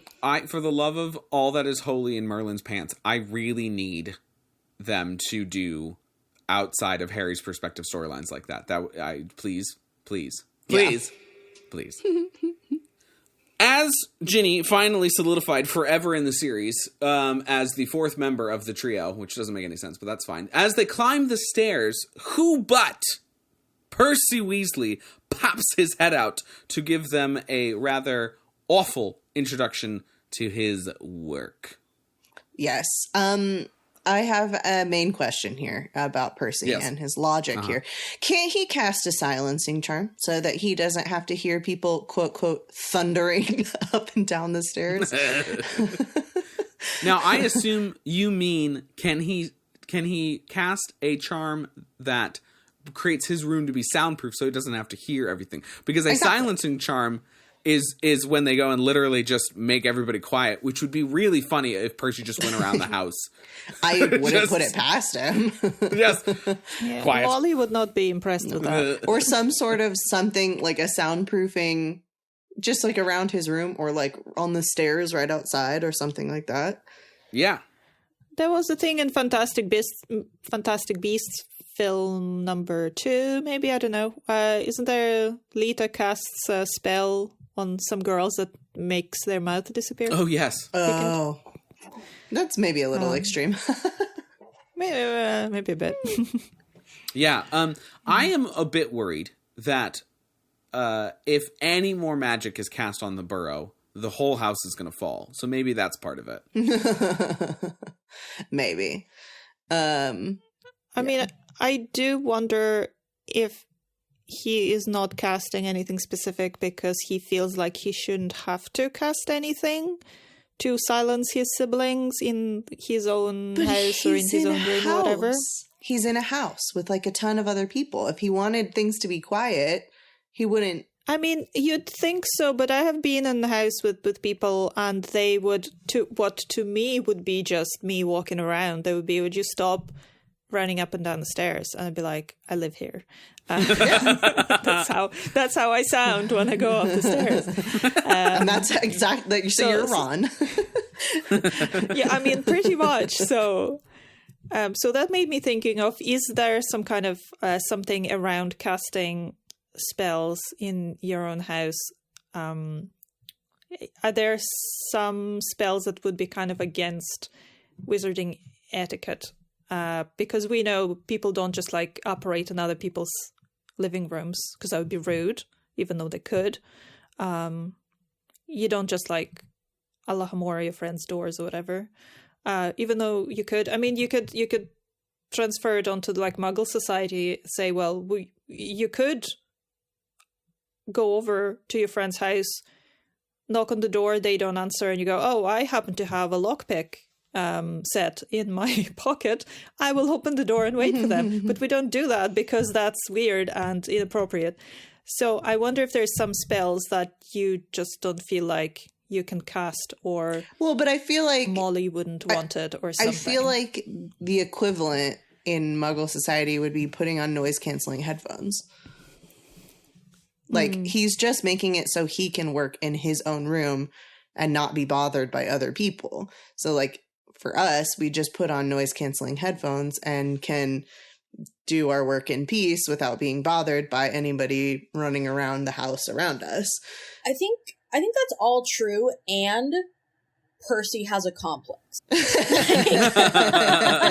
us about that. I think that Percy, with his prefect background, I think expects to just be able to go into people's rooms and be like, "Can you not, please? Like this is my hall that I am responsible for. Thank you very much." Like, I think that he was made to be a prefect, and that there's just no shaking that instinct in him. I have a further question. Does Percy not have a cubicle? Does he not have a whole building that is made for him to work in? Okay, so I brought up this point, I think, later as well. So yeah, I said, can't he work from, the office? He does have an office. Arthur makes him come home so that he's not there all the time. Ron says, I don't think he'd come home. He'd come home if Dad didn't make him. So like Arthur's dragging him home, which also leads me to like, my dear Perce, work-life balance, my dude, is a skill you need to learn. He's doing here. unpaid OT. Yes. He's doing unpaid overtime. Yes, to impress the man, the myth, the legend. That's forever going to be what I call him. Yeah, no, I absolutely agree with that, yeah. Good. Yeah, I don't think he feels secure in his position at the ministry yet, so he's trying to do extra, whether it is something that is wanted from him or not. Yeah. I also think it's kind of crazy that he gets his own room, and he gets to keep his own room for the work that he shouldn't be doing when he's not at the office. Like, Arthur's going to drag him home, but then allow him to shut himself in his own room, not allowing his older brothers their own space or whatever. Like, seniority be damned, apparently. They're guests, though. They don't live there anymore. But what was okay, so then maybe I need to know what the living arrangement was when they were living there, because at one point, all of the Weasleys were in the same house. Where did Bill and Charlie live? They might have shared rooms. Yeah. The magical annex. Some of the the magical they annex. probably didn't all have separate rooms with the seven kids. But then Ron had, because Ron has his own room, and it sounds like he's always had his own room. But he's one of the youngest. True. He's one of the youngest. And he lives in the smallest room all the way up at the top, basically next to the ghoul. Yeah. Mm-hmm. Fair. So my husband is one of the 7 kids, and when they were all living at home and they were all small, the 4 of the girls and 3 of the boys each lived in a room each. So once people started to move out, then there were less people in the room, and eventually it sort of migrated to belonging to the last person who is living there. Yeah, that's fair, because, my husband's family was the same way. There was a boys' room and a girls' room. And the girls got it lucky because they were the oldest and the youngest. And nice. So by the time that the youngest was like really in the room, the oldest was like basically out. So they didn't have too much overlapping time. But the boys got screwed on that one because they were all right next to each other. And so they always had to share. But Good. But yeah, I don't know. It still just seems weird to me that, like, Bill isn't going to get his own room, and then, like, Charlie and Percy or something like that. Like, they're crowding Harry, Ron, Fred, and George all in one room so that Percy can have his own room. He's got to work. He's got a job. He's important now. But he has an office that they're dragging him home from. We all need to be contributing members of society, and the only way that you can possibly do that is by earning money and spending money. Therefore... Chill out, Molly.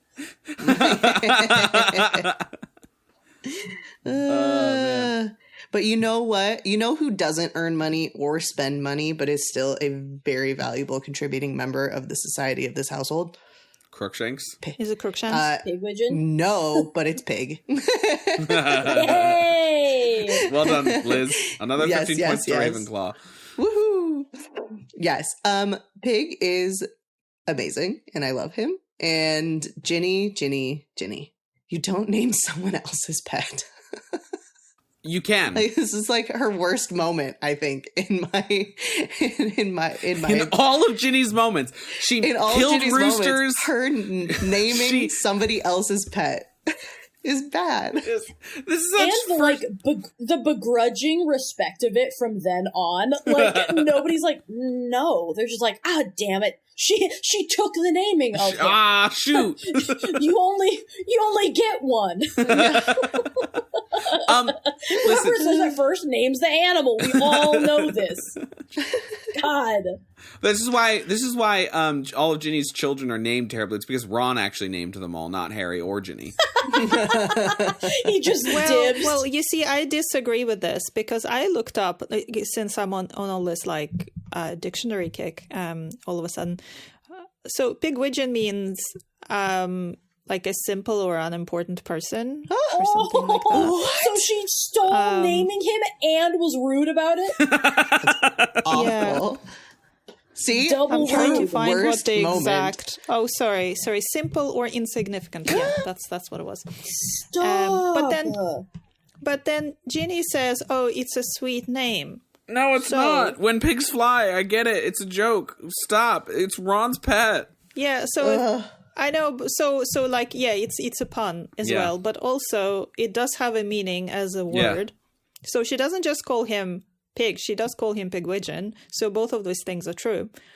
And for me, I think that might be an indication of why she was okay with Albus Severus all those years later, because she's just her naming thing is just not great. Her Because naming she game is lacks- Pigwidgeon. I mean, she's small and insignificant. Wow. Harsh. Oh my gosh. That's harsh. Listen, I do not like the name Pigwidgeon. I think that it ends up being cute that we get this little owl named Pig. It's a little fun idiosyncrasy of the series that I like. I will say I am vastly disappointed in Ginny's naming for the whole rest of the series. Not just Albus Severus, James Potter's fine, whatever.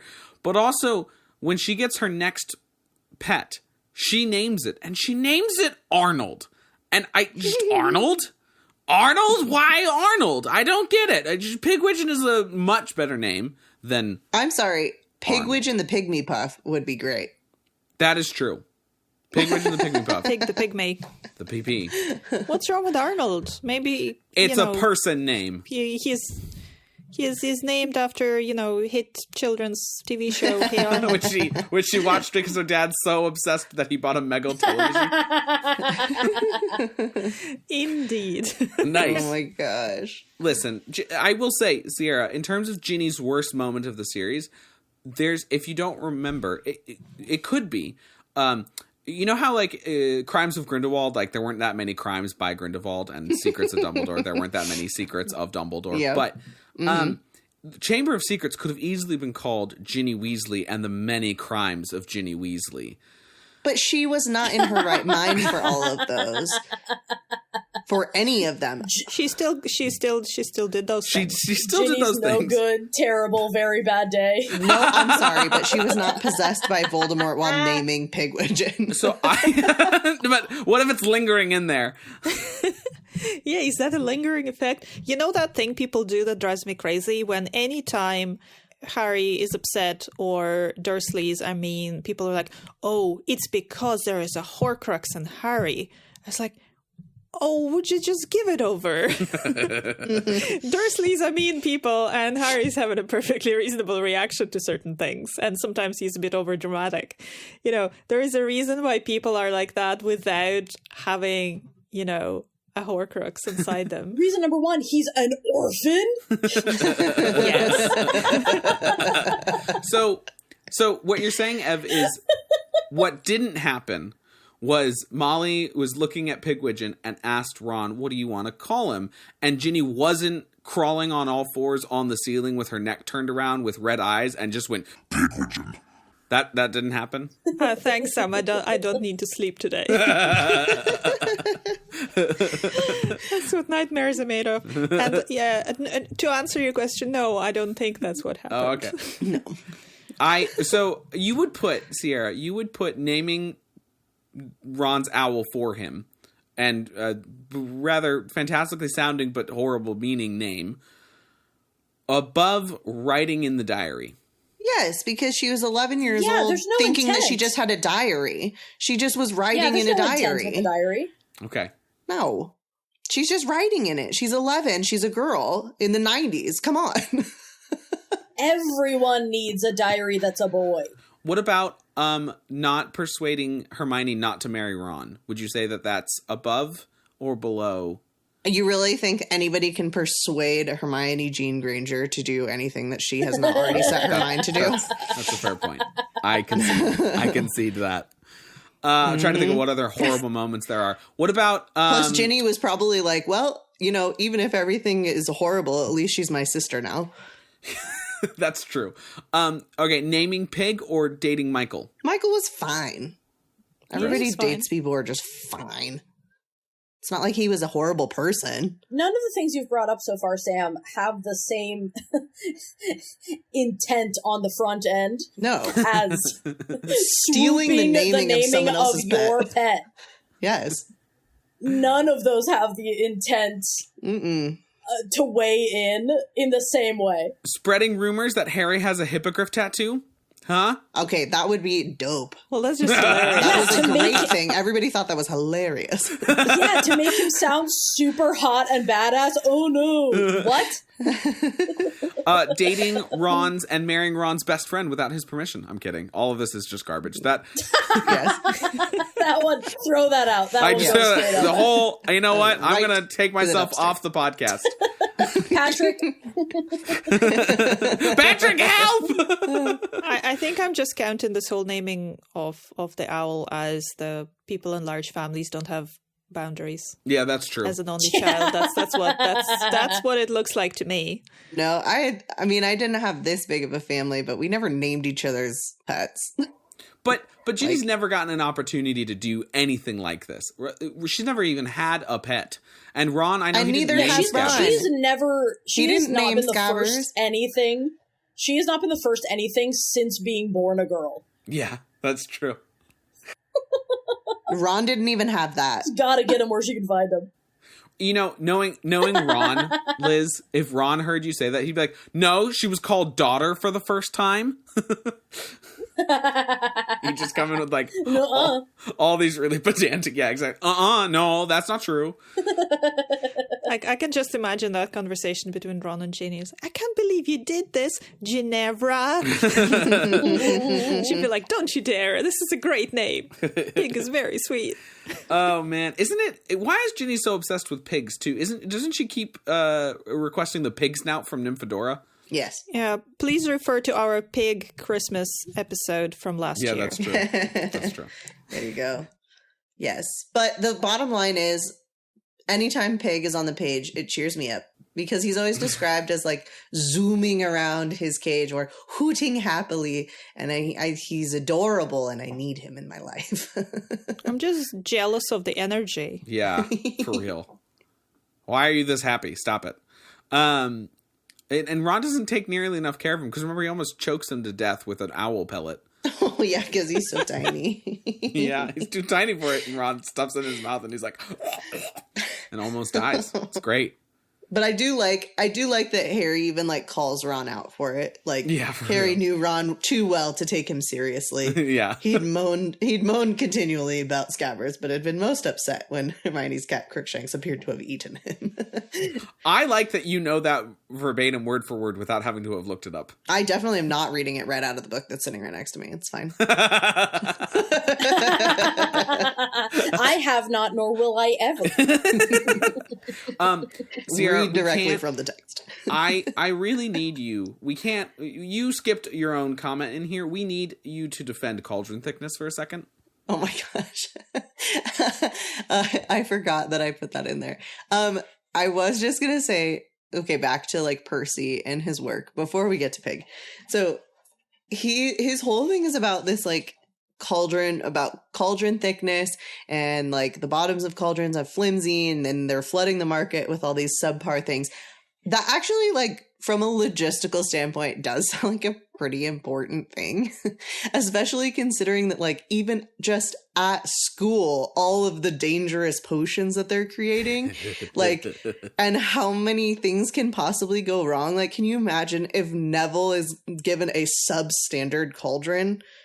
Like, he's given regular cauldrons, which we hope are not substandard, and still has issues. Like, if he had substandard cauldrons, like, there would be a flood of potion every class.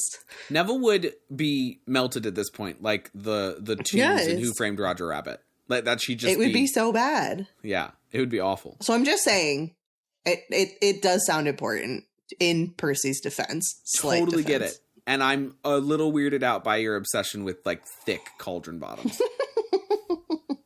We get it. We get it, Sierra. Okay, don't thick, talk standardized. like we don't all want a standardized thick cauldron bottom, please. Is that not what Queen's song was about? Big bottom cauldrons. Make the wizard world go round. Well, we've got a Wizard Rock song for the jukebox already. Yeah. I like it. Although you have a good pitch for one too. Well, I was thinking about the Wizard Rock version of what did I say? I like big cauldron butts that cannot lie. It's a little bit of a mouthful. That's the one. Very good. You did better than I ever could say. That's why he reads the chapter summaries. Well, so we've got Pig, and he exists, and there's no going back on the name. It's funny that Ron, I think he even says he attempts to name Pig and different names, and nothing will take. It's too late. Which actually tells me that Ginny was just listening to Pigwidgeon. The Oracle. To tell her what his name is. I just wonder, like, at what point that took place, because, like, Ron got Pig on the train on the way back. So, like, how long was it that he did not name the owl? It's got to be that night, is what I think. Again, she was on all fours climbing on the ceiling with red Voldemort eyes and went... No, she just, you know how you have to cover a bird's cage so that they go to sleep? She just put her head under the cover going, Pigwidgeon. It was like Demon Slayer style. It's like training your Nintendog. With their name. Just sitting in the back of the family car, like screaming the name at this dog that's like, You're like, learn your name. Yeah, fully liminal messaging. Pigwidgeon, got it. But so when they finally decide, or when Hermione's like, I think they stopped shouting, I think it's safe to go down, and Harry's like, does that mean safety? I think it's danger all the time, but that's fine. We can go down. I'm pretty sure that means they're on the hunt.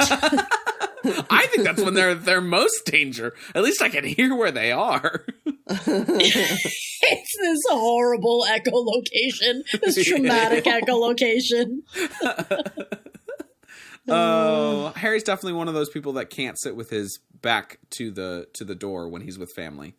Anyways, no. Horrible. We always forget how much he's abused. Anyways, so Orphan. Orphan. We do get back down to Mrs. Weasley, and she is quieter about her ranting. But she's still ranting. Indeed. Yeah. She's still ranting. Her rants here, like, this kind of goes back to what we were talking about before. Like, her ranting, obviously, when you're ranting after a big blowout, a fight or whatever, at a blowout, you're not completely logical in everything. Some of it makes sense, like her saying that she thinks they're going to end up in front of the improper use of magic office. Like, that's probably. That's reasonable. That's reasonable considering how much trouble they've been in school and whatnot. But saying that they aren't using their brains, like, that is clearly a crock, because they are constantly using their brains. They're just not using them in the way that you want them to. They use them for evil, but they use them for evil. Like, they're clearly using their brains, and they're using them very well. But it's hard to send a toilet to Ron. Send you a toilet. I don't know, the whole previous book is just using the Marauders map that they figured out on their own. Yeah. Like, I have to imagine the map helped Figured out on them. their own and memorized everything. Yeah. Like, they feel like they can move and are so quick enough to escape Argus Filch because they've memorized the whole map that they don't even need to use it and see the very useful footprints of who's around them. Like, that's crazy. They're crazy smart.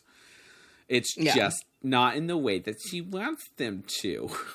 I think that's pretty normal, though, because like my favorite example of something like this is like you have a child who knows all the Pokemon and how they evolve and interact and whatever. He has a whole big list. They know it off by heart.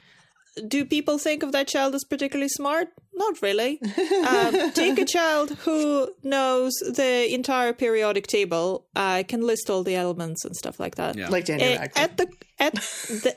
That child is going to be perceived as more smart than the first child, even though what they're using their brain for is pretty much the same thing. It's less complex, even. Yeah. Yeah. I feel that on a very spiritual level because Because you love parents, Pokemon and hate chemistry. No. My parents, like, to this day are like, because I have a thing with like song lyrics. Like, I can remember song lyrics from songs I haven't heard in 10 years or whatever. And I can listen to them a couple times and like pretty much have it down if I like the song.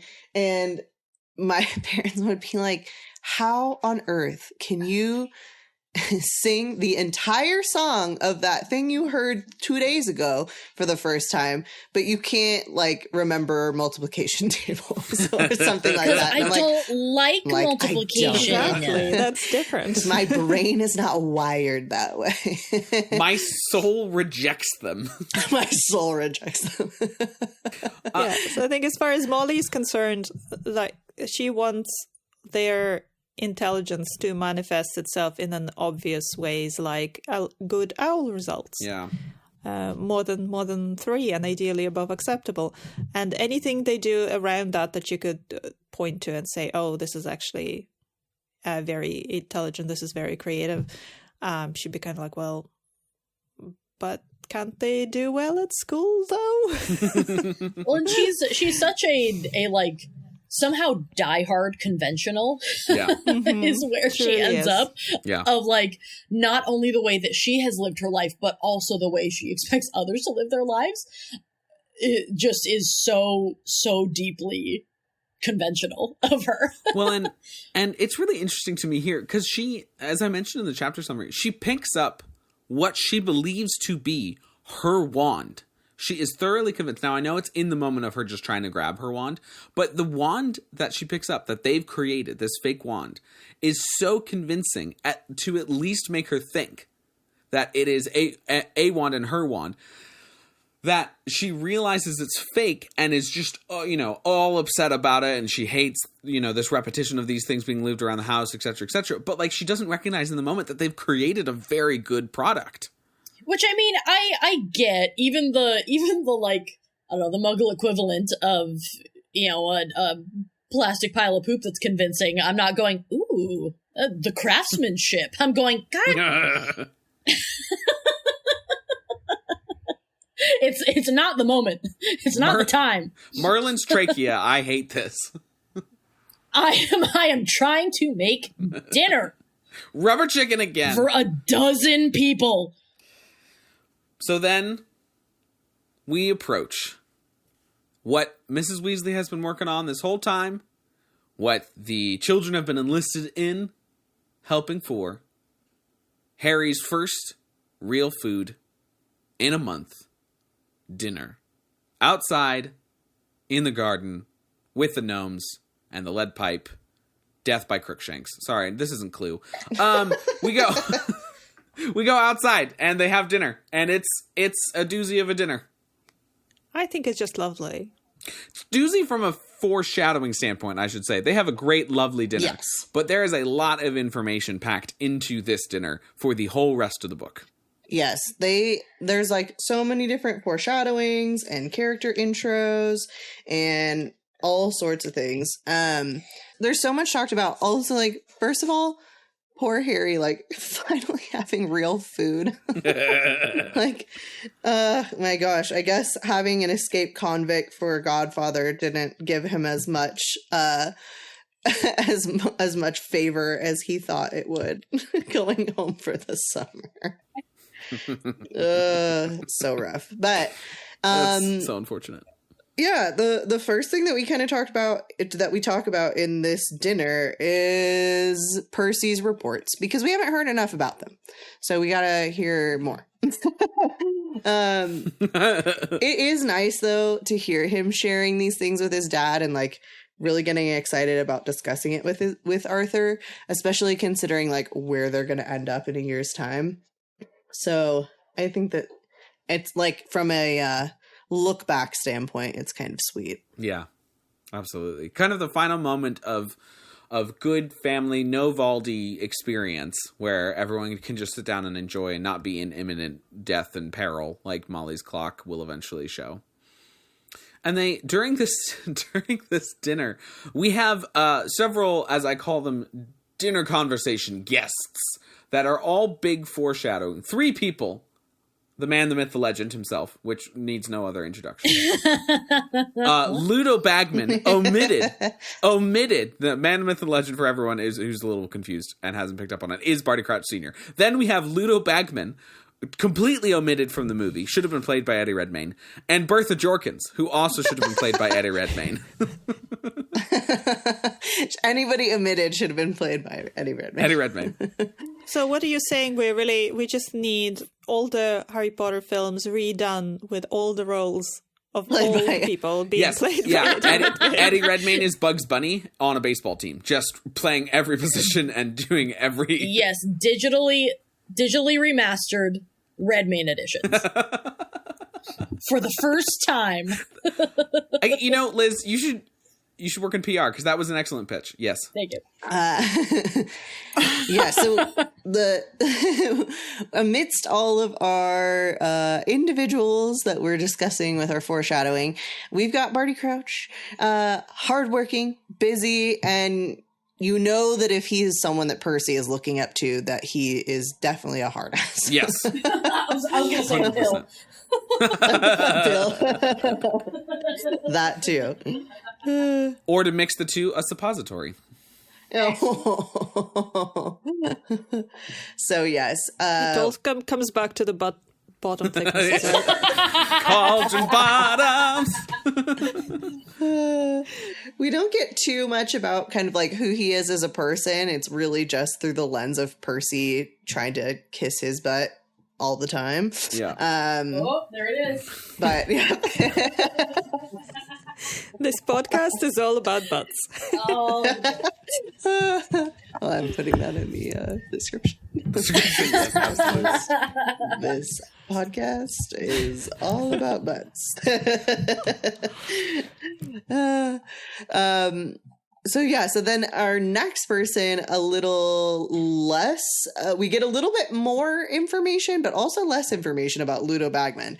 We know that the reason that they have these good Quidditch tickets is because Arthur, quote, smoothed something over. Government corruption! Blatant government corruption!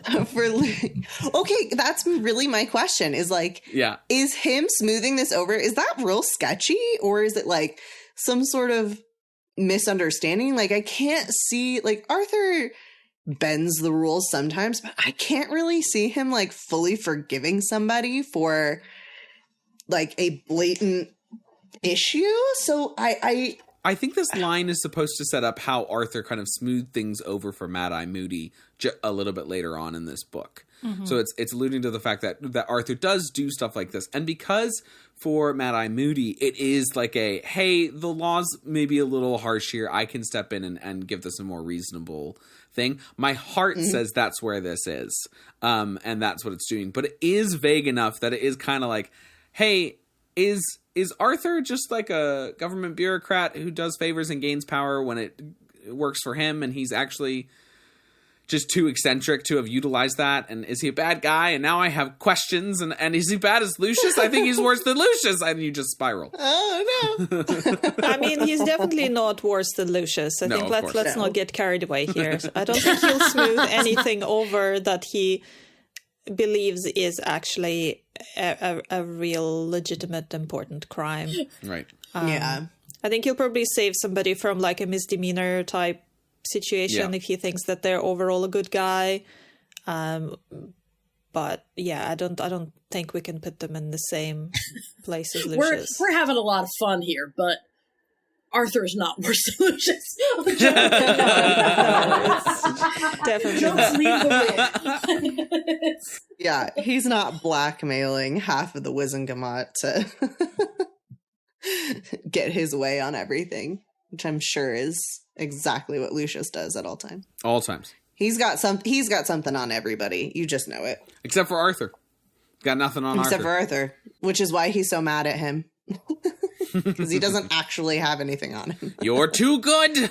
And then we move into the discussion of Bertha Jorkins because she works in Ludo's department.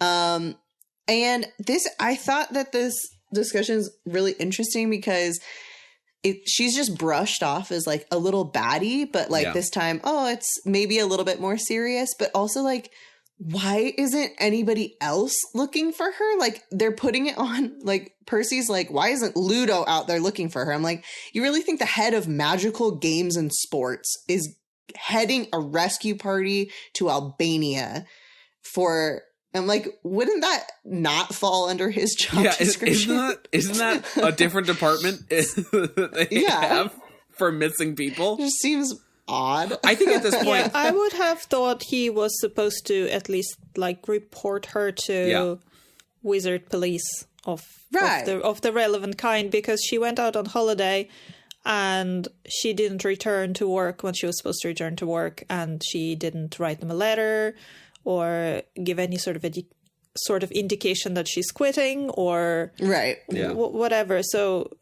I think that's grounds for reporting a missing person, regardless of whether she's absent-minded and she just forgotten to tell them. They don't know that, you know? Right. Yeah. I do like here that they allude to an actual Muggle problem. They say, she might have ended up in Australia instead of Albania. And that's alluding to the fact that people do, it's not Albania, but people do actually fly into Austria or into Australia thinking that it's one or the other. That's so funny. And there are departments at both airports that are set up to rectify that mistake. I did not know that part. Yeah. I knew that was like a common issue, but I did not know that they had departments at the airport. Yeah, they have people there. I mean, it's small, but they have people there to help fix where you're supposed to be. Oh my goodness. That's really funny. So I guess the indirect thing we know about Barty Crouch Sr. is that, at least from Percy's point of view, he thinks he would have been conscientious enough to report Bertha's absence if she was his employee. Although you'd think you could report it anyway, even though she isn't, if you thought it was important. I don't really see why they're waiting for their employer to do it while multiple people know she's missing. I don't really understand that. Yeah, it doesn't make sense. I gotta say, it makes Ludo feel like a bit of a cool boss. She's on vacation. She'll be back. It's fine. Like, I'm not gonna fire her. We'll still pay her. Yeah. And then it's not very quickly. And the other thing too is that Percy's going here saying Barty Crouch Sr., who is a man, a myth, and a legend to me, would definitely do something about this, when in fact Barty Crouch Sr. is the reason why she is batty to begin with. But from the point of view of Percy, and we have a lot of Percy hate usually, he is not actually wrong about Bagman. No, here. turns out. Yeah, so there's one thing he's not wrong about. He's got one thing going for him. Thickness of Cauldron should be standardized, and Bagman's a bad dude. Got it. Yeah, I'm not really sure if he's like a bad per se. He's more like generally incompetent. Well, I think he ends up being a bad dude, right? He is gambling all of his money away and trying to cheat with Harry that's true. and all of that stuff. That's fair. And then has to go on the run. Yeah. He's not a Death Eater, but the world isn't split up into Death Eaters. And he doesn't intend to be evil, but he's just, Yeah, morally corrupt.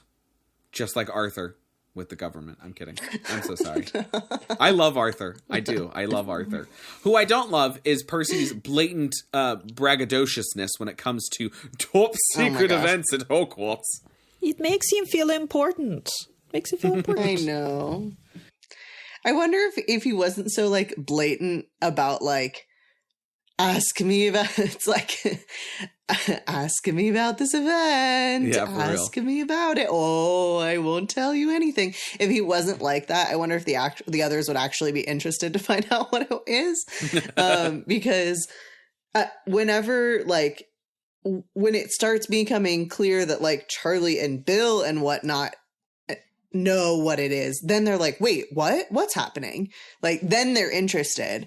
But when it's just Percy being like, top secret things are happening, then nobody cares. So I just am like, Percy, you're kind of like screwing yourself over here. It sounds like in Parks and Rec when Leslie is trying to market snake juice just by shouting into the crowd, ooh, exclusive, VIP. That's what Percy is doing about his own information.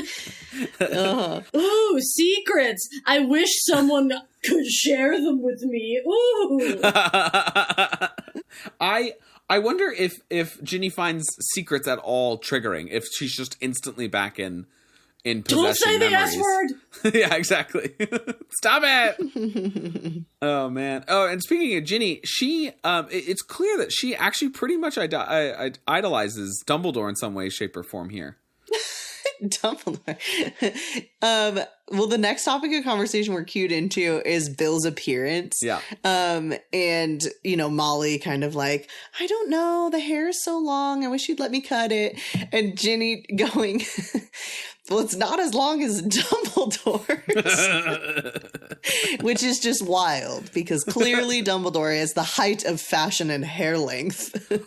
At which point Molly goes, oh, but Ginny, sweetie, Dumbledore's gay, and we want Bill to marry a nice girl, so... Yeah, thank you, Molly, with your mundane mothering. Indeed. I gotta say, it feels like Dumbledore to me is like Mary Berry or Prue from the Great British Baking Show, where he is the height of the elderly fashion of the wizarding community. Oh, for sure. So it's just, Bill is in the wrong age bracket, and Ginny will get that soon enough. She'll understand. And, you know, Molly likes knitting, and Dumbledore likes knitting. That's something they have in common. Mm-hmm. He's in a pod. I'm sure Molly, if she ever knew that socks were Dumbledore's favorite thing, she would have made him a lot. She probably sends him some anyway. Yeah. I was going to say, you know how he says every year I get socks for Christmas, or he wants a pair of socks for Christmas. Yeah. If she heard that, she would definitely be like inundating him with socks. knitting him like crazy with a D on each one. I'm sorry. I now have a new headcanon. Okay. Dobby definitely gives Dumbledore socks every year. And Dumbledore loves it. Because he is his employer now, and he appreciates him so much, and there's no way that Dobby is not giving Dumbledore socks. Do you think Dumbledore is giving them back in return? Oh, heck yeah. Yeah. Good, They're probably like comparing the craziest socks they can find. That I love and would like to see fan art. Please, if you socks. listen, make fan art and send it over to the podcast because I need to see that.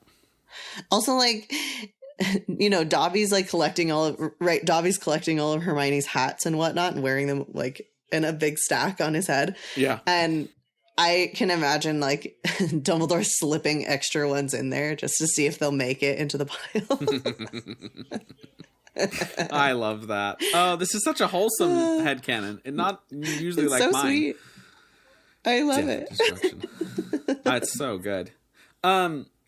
But then we get to what really In fact, one of our previous guests from What If, Miss Neha Khan, she completely skips the first bit of Goblet of Fire until after the Quidditch World Cup because she doesn't care about Quidditch so much. But Harry does.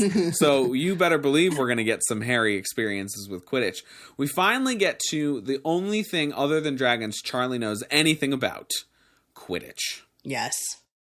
And he definitely believes that it's got to be Ireland for the win. That, Fred is like, oh, but Bulgaria has Crumb. And he's like, yeah, that's one player. They have 7. And I posit that this is where Fred and George get their grand idea for the bet that they make. Because Ireland has all these players to rely on. Charlie thinks they're going to win, but they still think that Crumb is the better seeker and will get the snitch. So that's my posit, is that this is where the idea comes from, or at least this is the first planting of the seed of that idea. It's also the planting of the seed in Hermione's mind for dating this international of age star when she's a minor. She totally knows all about him. Yeah, everything about him. She has a poster. She's paying attention to this part of the conversation for sure. The idea of Hermione just kind of going into her mind prison every time. It's not called a mind prison. It's called a mind pyramid, right? Wait, what is it called? Palace. God. Hello. What are you talking about? Do you Patrick? Do you guys not know what a mind palace is? They did a whole episode on Sherlock about it, where it's for people who organize their brains very specifically. They often have it in some sort of architectural structure in their head that they will walk themselves through. So in my head, every time Hermione hears about Quidditch, she just walks into her mind palace and just starts thinking about other things and organizing and completely tunes out. That makes sense. Yeah. Excellent. Well, this dinner has brought us to the 7 ingredients of our special. Yes. 1, 2, 3, 4, 5, 6, 7. Which are the 7 topics of conversation during this dinner. Dun, dun, dun. Give it to us, Sierra. Cauldron Bottom's report. Nice. Barty Crouch. Excellent. Ludo Bagman. Yep. Bertha Jorkins. Fantastic. The top secret event. Triwizard Cup. Bill's appearance. Ugly. And the World Cup. Amazing. We cover a lot of ground during the dinner. It just shows how important it is to have a dinner as a family and cover all of these exciting topics. Mm-hmm. You know what, though? You know who's not eating, but is still having the time of his dang life? He might be eating. Is Crookshanks. He might be eating. He might be eating. Aspiring to eat. We don't surely. know. Aspiring to eat is exactly right. Aspire, yes. He is having the time of his dang life. And honestly, why is he not mentioned that he's here chasing gnomes during Deathly Hallows? Okay, are you advocating? I think Sierra, he would keep the population in check. What? Are you advocating that sentient beings with troll-like intelligence should be torn to shreds and swallowed not so whole? I mean, Crookshanks has intelligence. Yeah, Crookshanks has He's pretty a circle sentient of life. intelligence as well. I mean, they're getting spun around and chucked out of the garden. Yeah, they seem to be doing a pretty good. And they maybe instead of keeping the population in check, he's keeping the population fit. Because they do seem to be doing a pretty good job of actually staying away from him, and they seem like they're having a pretty good time too with all the cackling and laughing and giggling. So it's a wizarding world, survival of the fittest. Literally keep the gnomes doing cardio. Also, I don't know that if Crookshanks actually caught one, he would eat them. I think he would. Yeah. I mean, he's a cat. He would play with it. Yeah, and it would bonk He'd it in knock the it nose. about. Yeah. Fantastic. I'm just glad that the gnomes don't hunt Crookshanks. No, they're not intelligent enough for that. They cackle. They have a sense of humor. I defy the idea that cackling is a sign of intelligence. I mean, I would argue we were all cackling this entire episode, and think of that what you will. And it frankly doesn't bode well for us. No, it does not.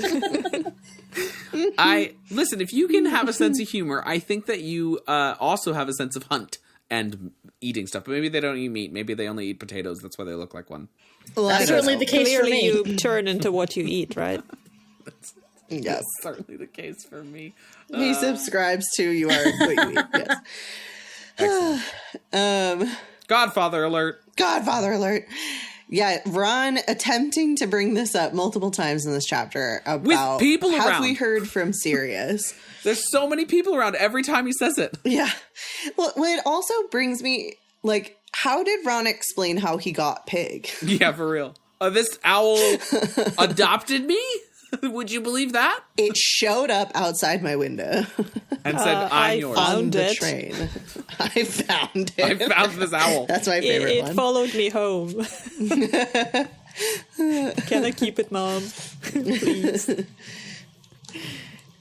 My previous pet turned out to be a man. Please can I have this one? Yeah, that's the actual conversation we need to hear. Of all of the of all of all the excuses like that you could use, I deserve a new pet because my last one turned out to be a murderer. It's pretty good. I think even stopping at the last one was a man is enough. Didn't even have to be a criminal. You guys let a grown man sleep in multiple of your son's beds for years. For years and eat your food. Speaking of telling parents things like years later, when do you think Ron dropped the knowledge? Oh, yeah, Scabbers? He was Peter Pettigrew. I feel like that was a going Dumbledore back- conversation. Oh, totally. That was a sit down with the principal kind of deal. Yeah. We just want to let you know that your son at I our don't want you to school- panic. He's okay. But something happened today. I'm picturing it more like she's called, she's sitting in front of Dumbledore and she's like, okay, what have they done now? It's not what they What did. did they do? It's what we... Oh, it's not that kind of meeting today. It's a lack of what we did. Just so you know. It's not what he did. It's what we failed to do. And then he just quickly changes the conversation and steers it towards knitting to just, But look at this basilisk I knitted for so your she daughter. can't get too mad at him. Yeah. Amazing. But- Incredible. But I do like these little hearing that we have heard from Sirius. And I like the inserts. Yeah. Because it makes us feel like he's still connected to the story, even when he's not actually in it. Which is definitely a nice thing to have. It works when a you little- have so many characters off screen. It works a little bit like Charlie, that feeling of like Charlie's been in this series for a while. Oh no, it was only letters, Right. but at least we're getting an interaction with Sirius. And I know that Lupin doesn't know Harry outside of the context really of Harry as a student, and he might think it's improper to write Harry letters until they kind of meet again as Next year. as not student and teacher. But like at the same time, Lupin, your best friends were James and Sirius. You can absolutely write what is basically your almost godson. Where is he? I don't understand it. It's Sirius can do Your it. Lupin should nephew, do it. essentially. Yeah. Like Yeah, Sirius you can is definitely write Is to he not? him. Is he not working? Is he not working with the Order at this point? Do you think he would have been like doing some I don't think so. No, starts he's of underground not. work? Dumbledore doesn't start the Order until the end of this book. Yeah. So then he's in Tibet with Yeah. his beads, learning how to control his moon sickness. Are you? Is that a Hulk reference? Or is that a Doctor Strange reference? I can't remember which one. Oh, I don't know. Or you're just making stuff up. Great, awesome. My moon sickness. His moon sickness. I feel like that's what Brits would call it. Yes, absolutely. That just sounds Moon like a sickness. fancy word for time of the month. Yeah, I was just going to say that. Which is basically Oh what my it is. god, from now on. Yeah, it's the male equivalent, I think. Male equivalent. Yes. I got. But I'm some moon sickness. just saying, from now on, it will be. Yes, I've it been will be my afflicted moon with the moon sickness. I'm Bring me my potion. Drinking my potions, yeah. The potion is my tea. According to Irvin, all partners should be tracking their partner's moon sickness. So everyone get on Exactly. That's true. He did say that. He did say that. He doubled down on it. Triple down on it, in fact. Yes, so much so that our episode was sponsored by tracking apps. The ones that you share with your partner. Okay. Actually, that was the one that we gave it. That was the episode we gave a toast to at the beginning of this episode. So Well done. there you go. Full circle moment. Well, boom, boom. yes. Like, Boom, Just boom, like boil. the you know what else is a full circle? Is the moon. But also, oh my gosh. But yes, but also reminding us that Harry has this scar that burned when he had a crazy ass dream. Yeah. And we're hearing about it again. And Harry's like, oh yeah, I forgot to like tell everybody about this really crazy dream that I had. Well, it's fine. I won't worry them right now. Part of me is like, I really should go Harry. to the magic doctor about this persistent burning thing. Like, But he knows what's causing it, so it's fine. but only during the moon time. Yeah. I don't know. I think I'm with Harry here. If he did tell people during dinner of all times, like what would they have really done? I don't think they could really do anything useful other than start doing worried faces and Yeah. oh, you should talk to somebody or whatever. I also think think, that's No, fair I mean, enough. I get it. Sierra, you also forget that Harry is an agonizing adolescent who is misunderstood, as Finnish Nigel's puts it. Aren't we all?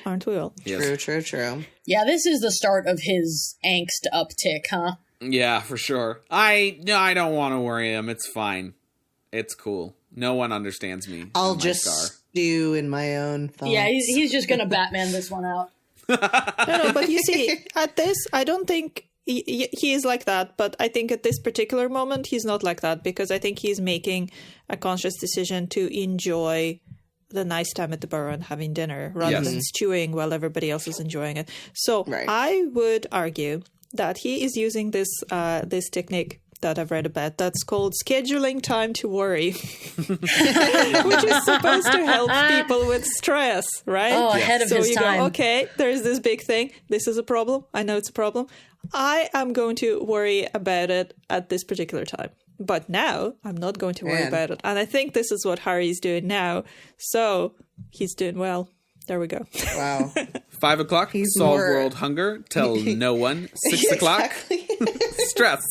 Dinner with myself. I can't cancel that again. There's no time for me to worry.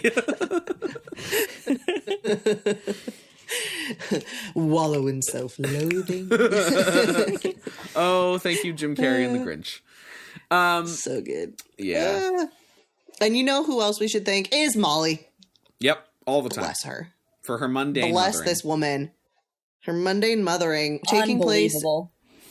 in this shopping for 6, just in case the match runs long. Like, shopping for 6. That's insane. She's like, yeah, I'm just going to pop down to Diagon Alley and get all the things that 6 of you need. Side note, I really hope Harry and Hermione give her money for Yes, their things. I'm sure they and did. don't expect. I'm sure they did. She but wouldn't we- be able to buy it otherwise.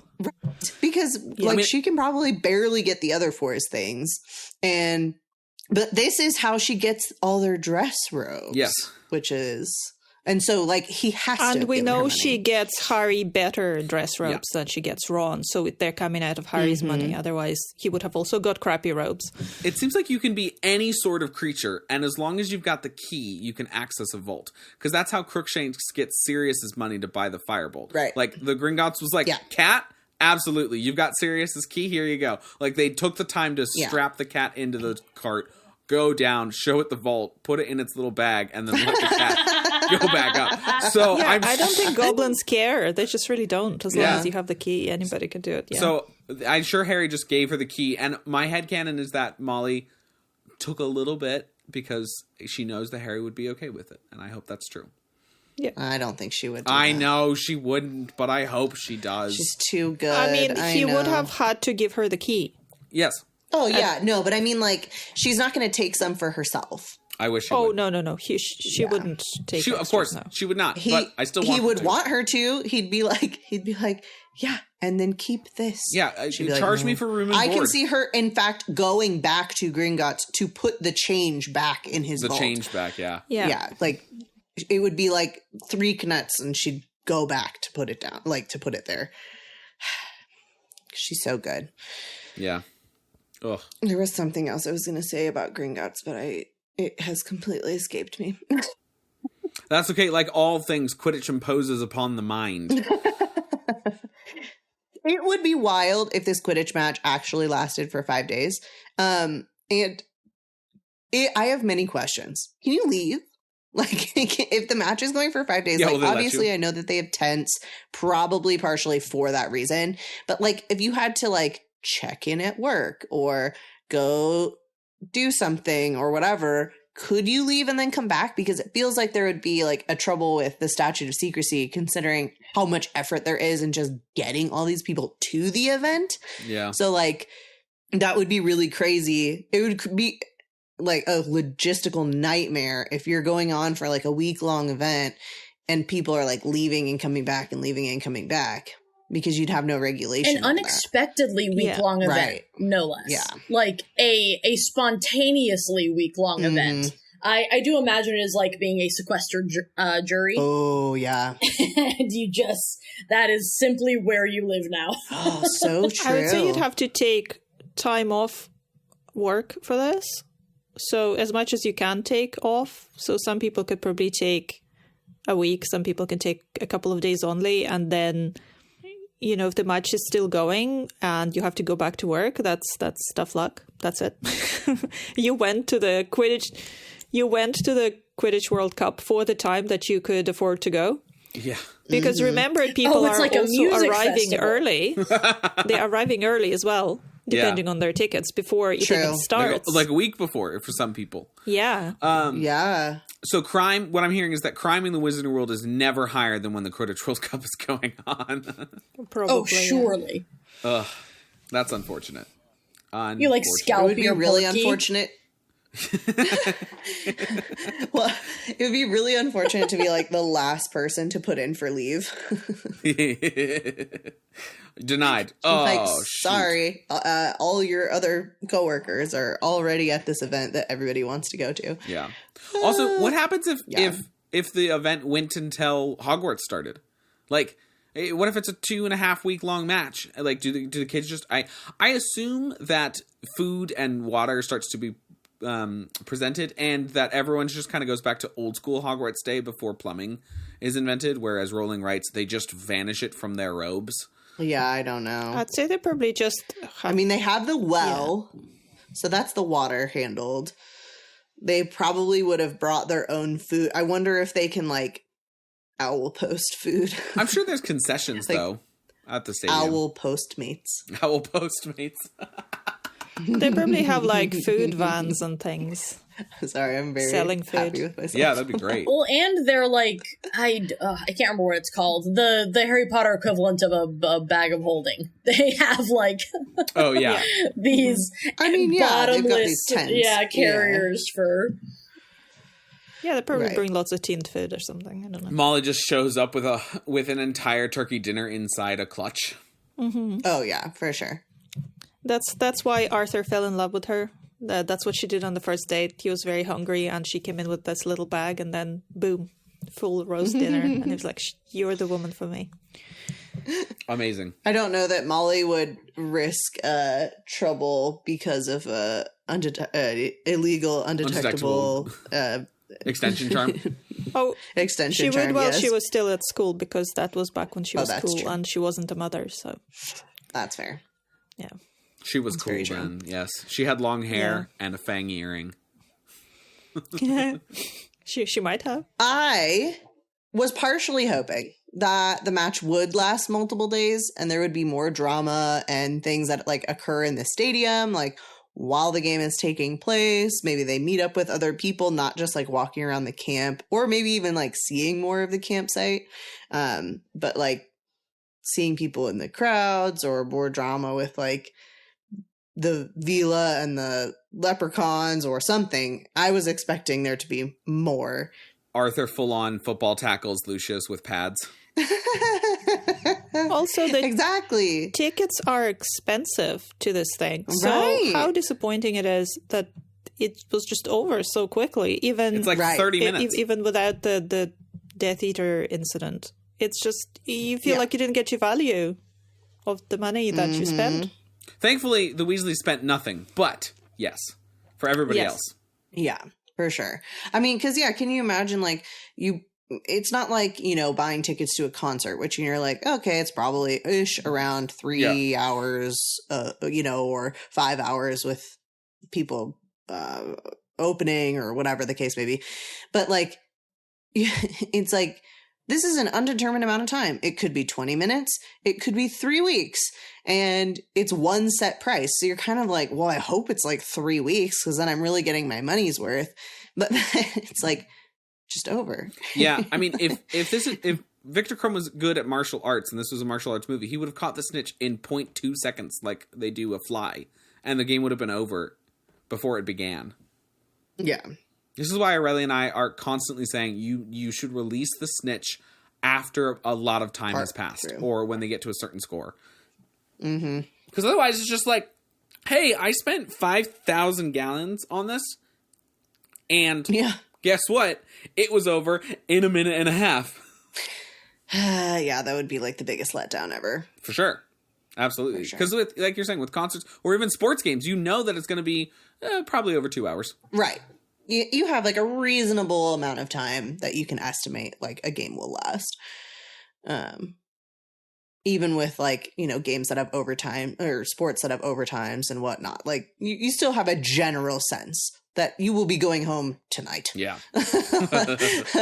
Not 5 minutes from now. I sat on my box. Right. Oh, it's over. Time to leave. Somehow I've always taken that for granted.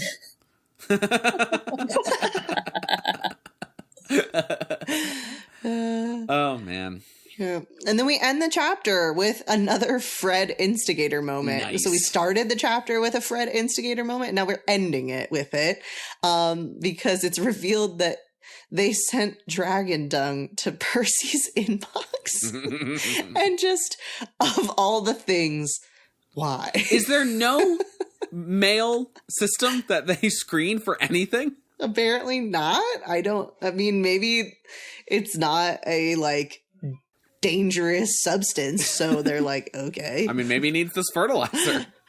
I mean, I feel like in the wizarding world, much like our own, we don't put safeguards in place until we learn we need them.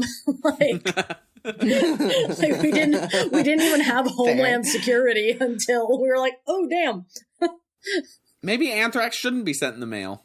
Ooh, Thanks, shoot. Booba Dumbledore's looking at Hermione's fried hands of Booba and being like, we should probably do something about that. There's no wizard Ted Kaczynski for them. They can't. I think it's a special sibling bond that I've heard so much about. It's all out of love. It's a coin flip. They just love Percy so much. They want him to get the attention he so desperately craves. This is how they do it. You're welcome, Percy. Bill has dragon boots. You get dragon poop.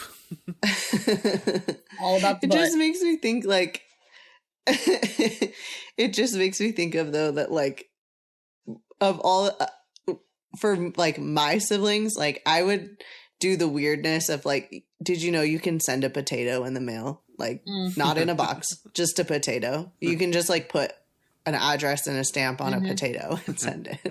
And so I feel like that is something that, like, I would do. So I'm kind of like, why poop?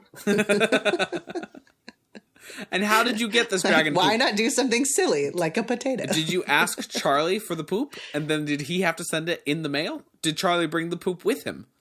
And Is it ethically Well, sourced? but it doesn't even sound like it doesn't even sound like it gets to his like mail. It like ends up like in his like work inbox, like on his desk. So I'm like how are they doing this? Did they give an envelope to Arthur and Arthur dropped it off for him and didn't smell it? Is dragon? They would have a mail room. Yeah, his in tray. They would. It's his in tray. Yeah. So it's like his like on his desk, his like to do work. So it's not coming in like the mail or anything. It's just. Well, no, and they said you someone would might get slip mail. dragon dung in it. No, you would get mail, which would then go to your in tray, or conversely, if they happen to sneak into, like you said, into the ministry, they could drop it in his in tray. Yeah. But Yeah. And is dragon poop like a common fertilizer? Can they get it with Molly? Did they just steal some of Molly's dragon poop? And therefore are they wasting her precious resources? I have so many questions. I That don't is know. a I whole think episode by itself. I think it's a fertilizer, so I think you could probably buy it in the Wizarding Gardening Center, sort of Nice. thing. Boy, wouldn't I that love would to be my best visit guess. that. A little goes a long way. Yeah, a little bit goes a long way. It expands with pressures put on it. Well, also, dragon is big and magically powerful. Therefore, even the smallest amount of dragon poop is magically powerful for your plants. So Nice. there you go. Excellent. All organic. All good. Mm-hmm. Ethically sourced dragon dung. Ethically sourced, that's Indeed. what I'm saying. Well, good. We solved it, maybe. I mean, you'd think this chapter has been sponsored by Dragon Dung, but it hasn't. Oh, no? No, not at all, Sam. This chapter was sponsored by Caradwin's Cauldrons, Ministry of Magic certified for optimum thickness. Find us on Hogsmeade High Street. Top cauldron expert from the Ministry of Magic, Mr. Percival Weasley, said this about our cauldrons. I've tested as many bottoms as I could myself, and no leaks. Caradwin's Cauldrons. Thickness where it matters. Oh, my gosh! Amazing. Thickness where it matters is so funny. Oh, man. Thank you. Episode title? Oh, thickness where it matters? Absolutely. I was sure, feeling 100%. inspired. That's it. Oh my gosh. Well, thickness where it matters, and then the description is it all comes back to the butt. Perfect. The SEO is going crazy on this. Oh gosh. Whew. Good. Hey, Ev. Yeah. What is playing on the pub's jukebox today? Well, thank you for asking. And today we have Tonks and the Oars, and the song is Weasley Brothers. Weasley brothers have got it going on. I'd ask how Bill Five had the wherewithal. For George and Ron are cute, but they're too young. So Charlie Weasley, won't you ask me to your ball?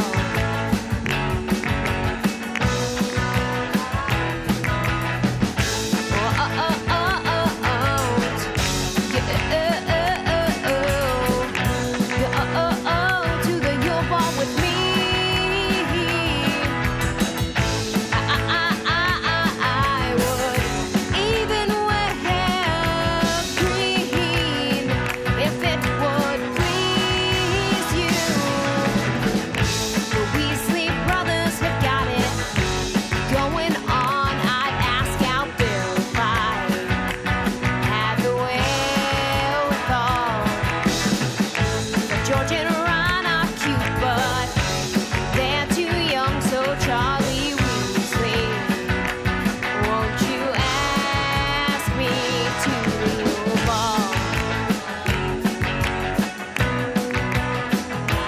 To your ball.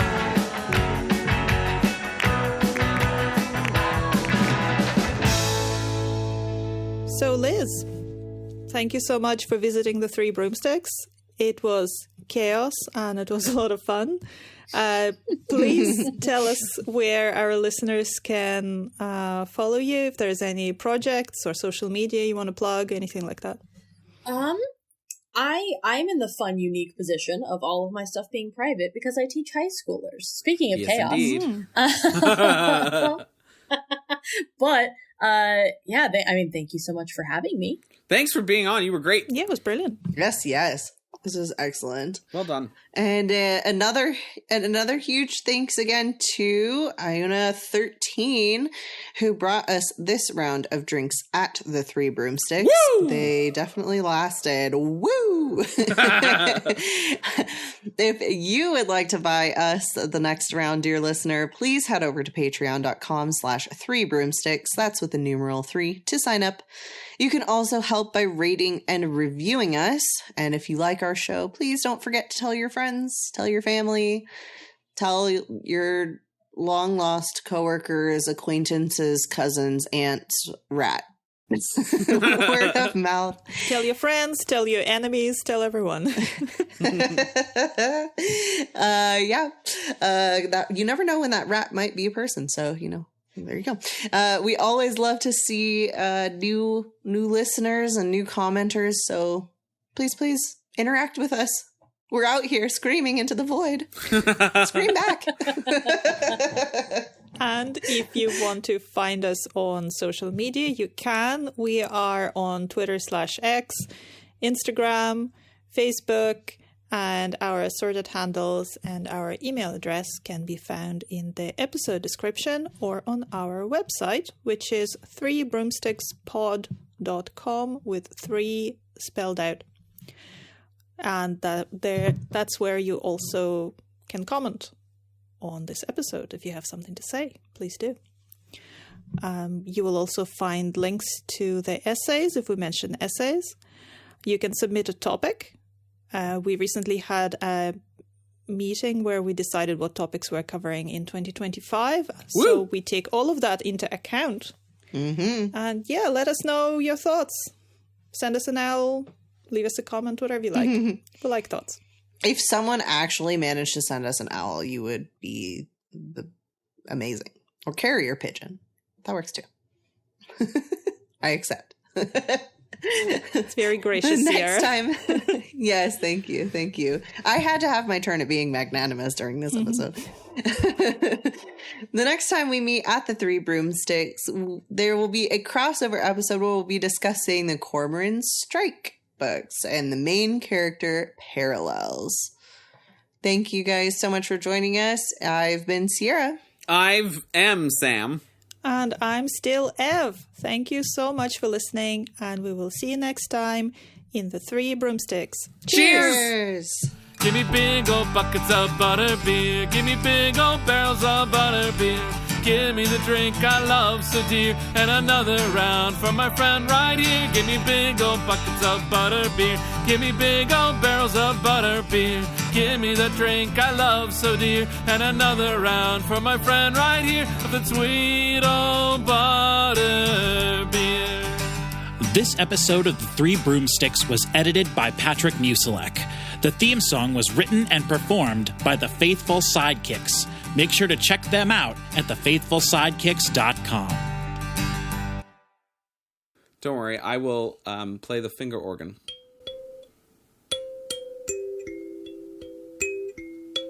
Is this supposed to be soothing? Yep.